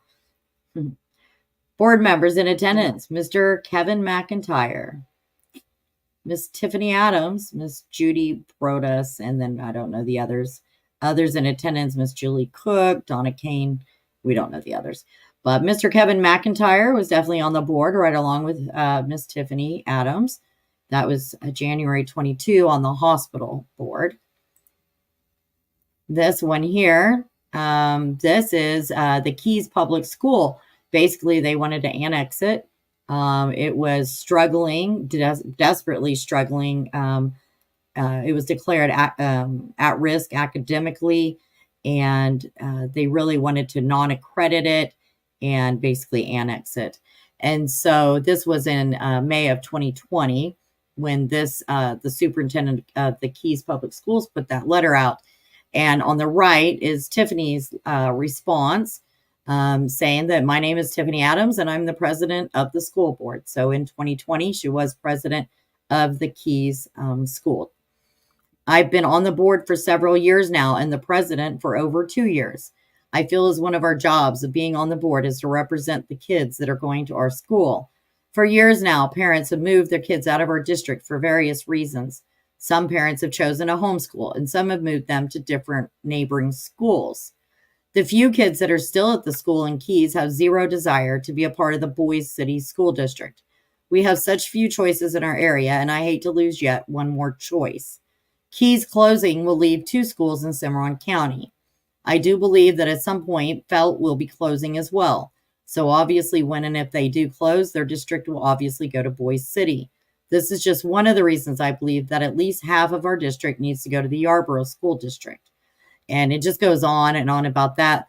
Funny, though, that she says that some parents have chosen a homeschool or moving their kids out for the district for various reasons, when she's one of them wanting to, well, she's not going to accomplish it now, but was wanting to start her own school out there at Plainview this next school year. But as of 2020, she was definitely on the school board. So there's a hospital board, the school board, and this is the Oklahoma GOP chairman made a statement. It was the only thing I could find quickly, but it just says this is a tragic situation with innocent children being at the center of the still developing situation. While we at the Oklahoma Republican Party have no personal relationship or knowledge of the individuals who've been accused in this senseless crime, we have been made aware that Ms. Adams was previously elected by I like the way they worded that, by a handful of people. In other words, to like downplay it, it was just a handful. It was like 4 or 5. That was It was just a few. It's not that big a deal. A few people, no big deal. To the role of chair in her county. We ask everyone to join us in praying for the family, most especially children devastated by this horrible tragedy. So she definitely was the Oklahoma GOP. She was definitely on the medical or the hospital board, and she was definitely school board and school board president. So what do you guys think of that? Talk about getting a little bit of power. Oh boy. It's as much as school boards are not supposed to be political. I know they are. That irritates me. So it just makes you. It goes to some of the rhetoric and the stories that we've heard about the amount of power and influence that she had in the area. Yes. Felt only had 4 students in my cousin's graduating class in the 1980s. They've struggled for a while. Yeah, and I think Veronica was her only part. She was the only one in her senior class. She was the valedictorian by default, if I understand correctly, because she was the only one graduating from Yarborough the year that she graduated. So and that goes to some of the things that some of the concerns about, can they have a trial in that county fairly? No, I don't think they can. I do think it's going to get moved out of there. I do too. So whoever is asking about when the attorneys or whatever are appointed, they're all appointed at different times. For example, this is Cole's. This was filed May 1st. Capital Trial Tulsa Division, Sapulpa, of the Oklahoma Indigent Defense System enters its appearance through Gretchen Mosley, Vela Lopez, and Keith Flynn in the above styled numbered cause for the purpose of providing defense counsel for the defendant Cole Twombly. So that's Cole's. But like I said, they're all at different, they were all obtained at different dates. Cole, let's see, this is Cora's, and hers was actually corrected. Let me just make sure you guys can see that right. Okay, yeah, you are. Yeah, we're good. Cora's was actually corrected just today. I believe it was today. So I'm not sure. She was appointed one attorney and then that changed. I'm not really sure how that worked, but this is Cora's, and it says corrected notice of the assignment of counsel filed April 29th. And again, the OIDS hereby notifies court that it has been assigned to the below named counsel, Vonda Wilkins and Susanna Hearn. But they all are just like this. So all of them are. Mm-hmm. And there was one other thing. Let's see, Paul Grice here. Oops. Oh my Sunset Girl, that's funny. She says that is correct. Veronica was the top and bottom of her class. She was a smart girl, though. That'd be my luck. Well, I graduated. My class was only 77 people. So, I mean, but a class of one, shoot, my parents would have thought I was doing great. I wasn't too far off. I was in a class or really bad when I graduated. Yeah, right. I graduated, I think, at 29. I felt proud that I graduated in the top 5, but I look back at my classmates. I'm like, okay, yeah, I can see why I did so well. You don't feel so smart now, huh? I'm just like, I look back, I'm like, oh, I felt good at the time too. But today I'm like, oh, okay, yeah, I held my own about as well as anybody can.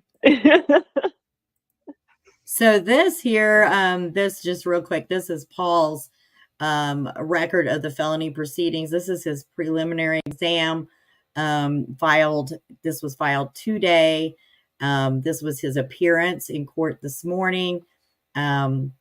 Basically, he was given a Brill hearing was held and bond was denied. His next hearing is a status hearing. Not much happens at those. But a status hearing is set for 5:15 at 9 a.m.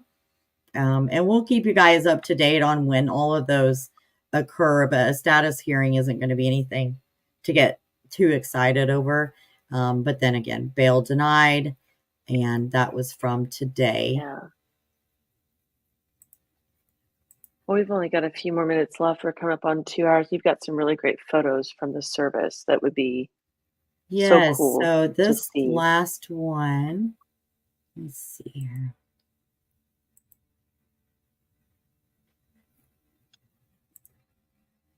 Yes, well, Tad, they all have got counsel, but he didn't get private counsel. They all have court-appointed attorneys. All of them do.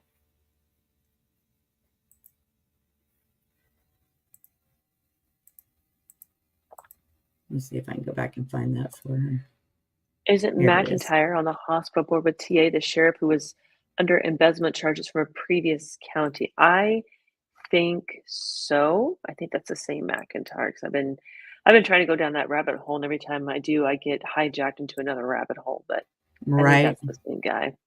Yep. And Kaylin says yep, and yeah, she sounds more confident than I do.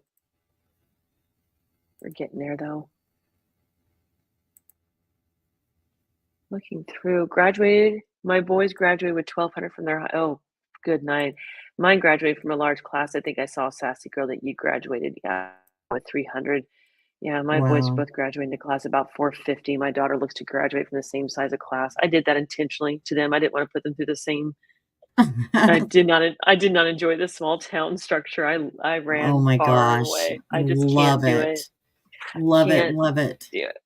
I don't Okay, know. It so wasn't what once again my here real feeling. quick is this is Tad's order appointing attorney.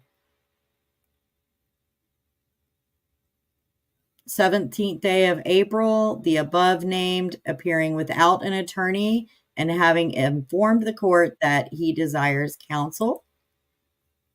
Oops.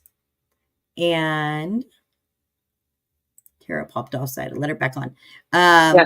It being satisfactorily shown to the court that the defendant has no means and is unable to employ counsel.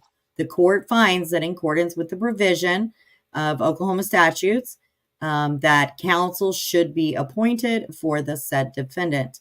The Oklahoma Indigent Defense System supply a duly licensed and practicing attorney and member of the Oklahoma Bar Association. So that one is for Tad. The one on the right-hand side is for Tiffany. Then Paul is there on the left, Cole on the right, and then here is Cora. And I have another one of Cora's as well. Now a News Nation exclusive on. I want to listen to that again. So the last thing I wanted to kind of leave you guys with, hopefully that cleared up a few questions, at least regarding Paul is not married to a cook's daughter. They all have public defenders. Nobody's hired their own fancy, expensive attorneys. Tiffany was indeed on all these different boards. She was, in fact, on the Cimarron Memorial Hospital board with Mr. Kevin McIntyre. And looks like he was probably the president or something. He's the one that called the meeting. So anyway, what I wanted to leave you guys with was yesterday during Jilian's celebration of life. I was listening. It was wonderful. It was amazing. It was so amazingly done. I couldn't get over the amount of strength that they all had. But there was, something kind of been laying on me a little heavy lately. You know when you get like upset and you kind of think, oh, I want to get revenge, but you're not really going to, kind of thing. Well, it was right at that time when I was kind of thinking that way, like frustrated. I was feeling frustrated, put it that way.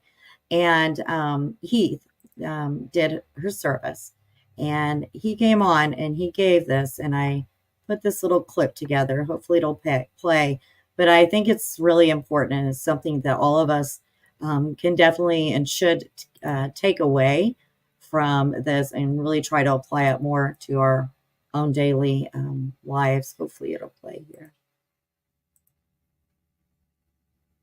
If not, I'll get it to you. Watch. Mm-hmm.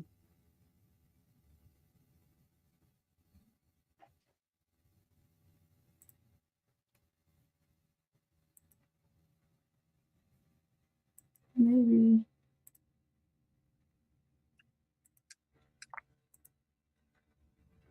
Yay for technology. Oh, always. Mm-hmm.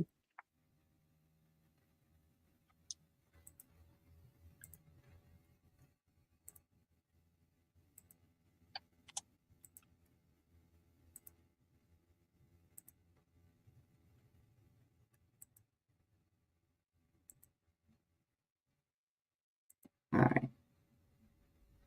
They're going to play for me.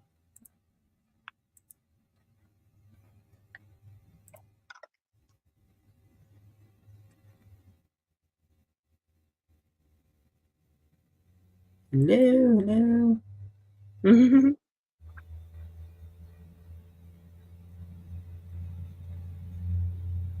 Strange. Looks like it's trying to load something here. How fun.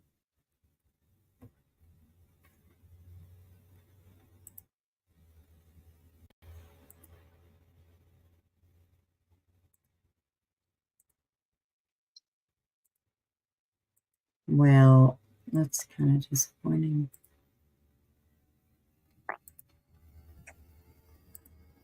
We may have to put it on the Facebook group to if it's going to be difficult. Yeah, let me try to do that. While you're doing that, you guys are very, very kind in the comments. Thank you very much for the kind words. That's very encouraging for us. Our motivation isn't to get praise, but this kind of thing motivates us to keep going and doing what we're doing.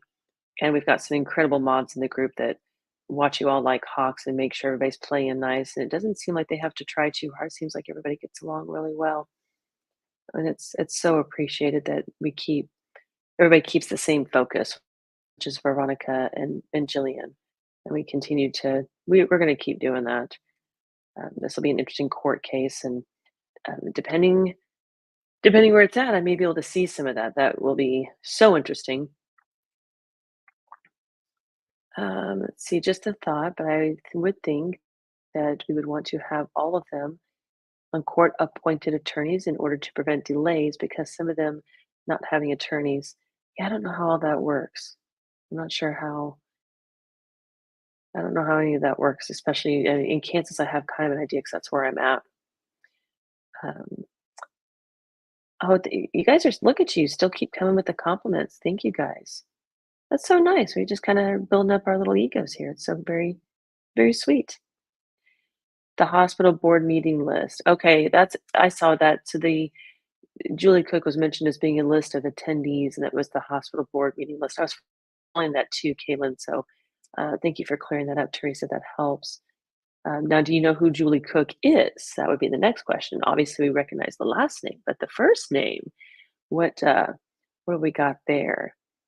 Look at that. That's such great. You guys are so nice. Look at that. All the great comments. Informative, interesting, very well presented. Yeah, it's yeah, we love having you here too, Kaylin. The comments are, like I said, there are motivations for us. You kind of get into these new things. Thank you, Sunset Girl. I know Carrie really appreciates that you're a new member. It helps her stream out a lot because this is her channel, and I'm just riding on the coattails for the fun of it. But the more that you guys present the really good positive feedback, the more it reassures us that we're on the right path. Yes, thank you. Thank you so much, Sunset Girl. Thank you for all of you. Yeah, definitely for the kind comments. Appreciate that. Tara, thank you for taking over for a minute. I was determined to find this because it really touched me that much. And I just think it's a really good message to leave this on tonight. I just really do. And I think it's something that we all can use in our days. And, hopefully the next time we might be feeling, some way that, remember those words and think about it. And also, you never know what somebody else is going through at a certain time. So just being kind to others and things like that, I think are really important. But I do want to play this real quick for you guys. And I did have to steal it from our Facebook group because I couldn't figure it out any other way. So that's just what we're going to do. A lot of you have probably already seen it if you're in the group, but it's only 1 minute and 39 seconds long. But I'd really appreciate you guys. Just watch it real quick.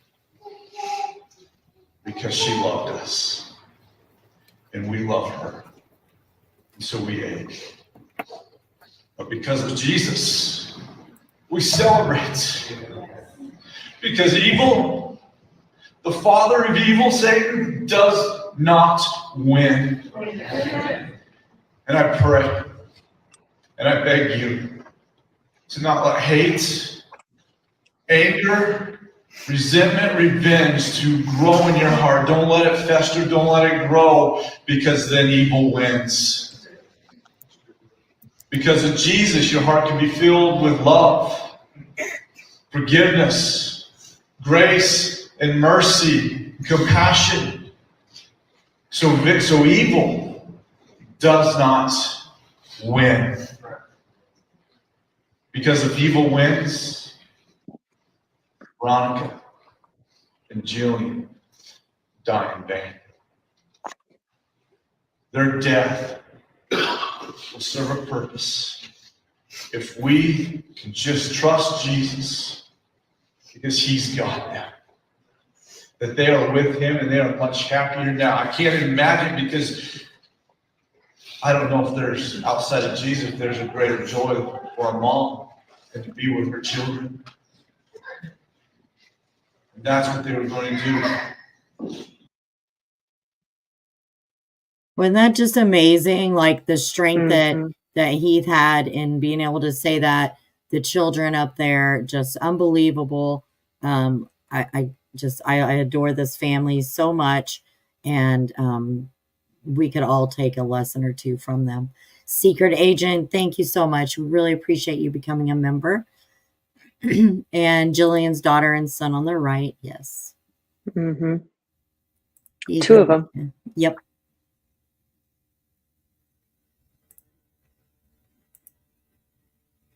You really spoke to me. It's made me realize how much anger and resentment I've held on to far too long in my own situation. Yeah, Sunset Girl. I think that's kind of what I was trying to say. Not that I don't really hold anger and resentment or anything like that typically, but sometimes it's just, I think the way that they're handling it is the best, absolute best way that they possibly can. And that is through their faith. And they don't, I don't know how they do it. I don't know how they do it, but it's amazing. And I just, think we all could take a lesson or two from that. But otherwise, that is it. Real quick, there is Veronica's celebration of life is coming up. So that is going to be Friday. Says 10:45 a.m. Central Time. So at that time, we once again will pause the group for a few hours. And then for the remainder of the day, if you guys could just do just like you did yesterday for Jilian and just post, well wishes and thoughts for her family, children, friends, things like that. We really appreciate it. I know that they definitely appreciate it. And it really helps. It helps an awful lot. So you guys have all been just amazing. And other than that, that is all I have. What say you? I think it's perfect. And maybe we can come back again after Veronica's service and do another kind of recap of that and see what else has happened in the world of 5 individuals that are hopefully down the path of accountability. But the chat has been amazing tonight. It's been such the words of encouragement, the questions, the interaction, the engagement is just wonderful. So thank you guys so much for being a part of this tonight. And thank you, Carrie, for letting me be here. Always. Thank you very much. I'm determined to clear this rumor up one way or another. But no, none of them have private counsel. None of them. They all have court-appointed attorneys. All of them have court-appointed attorneys. So thank you so much, Lady Unknown. Appreciate that. I've made a lot of friends from Hugoton because of this ordeal. And so I have a lot of appreciation for Hugoton. You've got a great community out there. Yep. And that is Veronica's. Tara did create an event in the group. And on that event, Friday, the link to view it is also on there as well. So that's in the Facebook group. I'll also post it to the YouTube community, to my YouTube community page. But robsonfuneralhome.com. If you forget any of the rest, if you can just remember Robson Funeral Home and you'll be able to find it, or through the Facebook group. Now, we're not streaming it. The funeral home is, but they did a wonderful job with Jilian's. So I believe Veronica's is going to be just as amazing. Oh, yeah. So, all right. Well, again, thank you. Thank you to the mods. We appreciate you guys.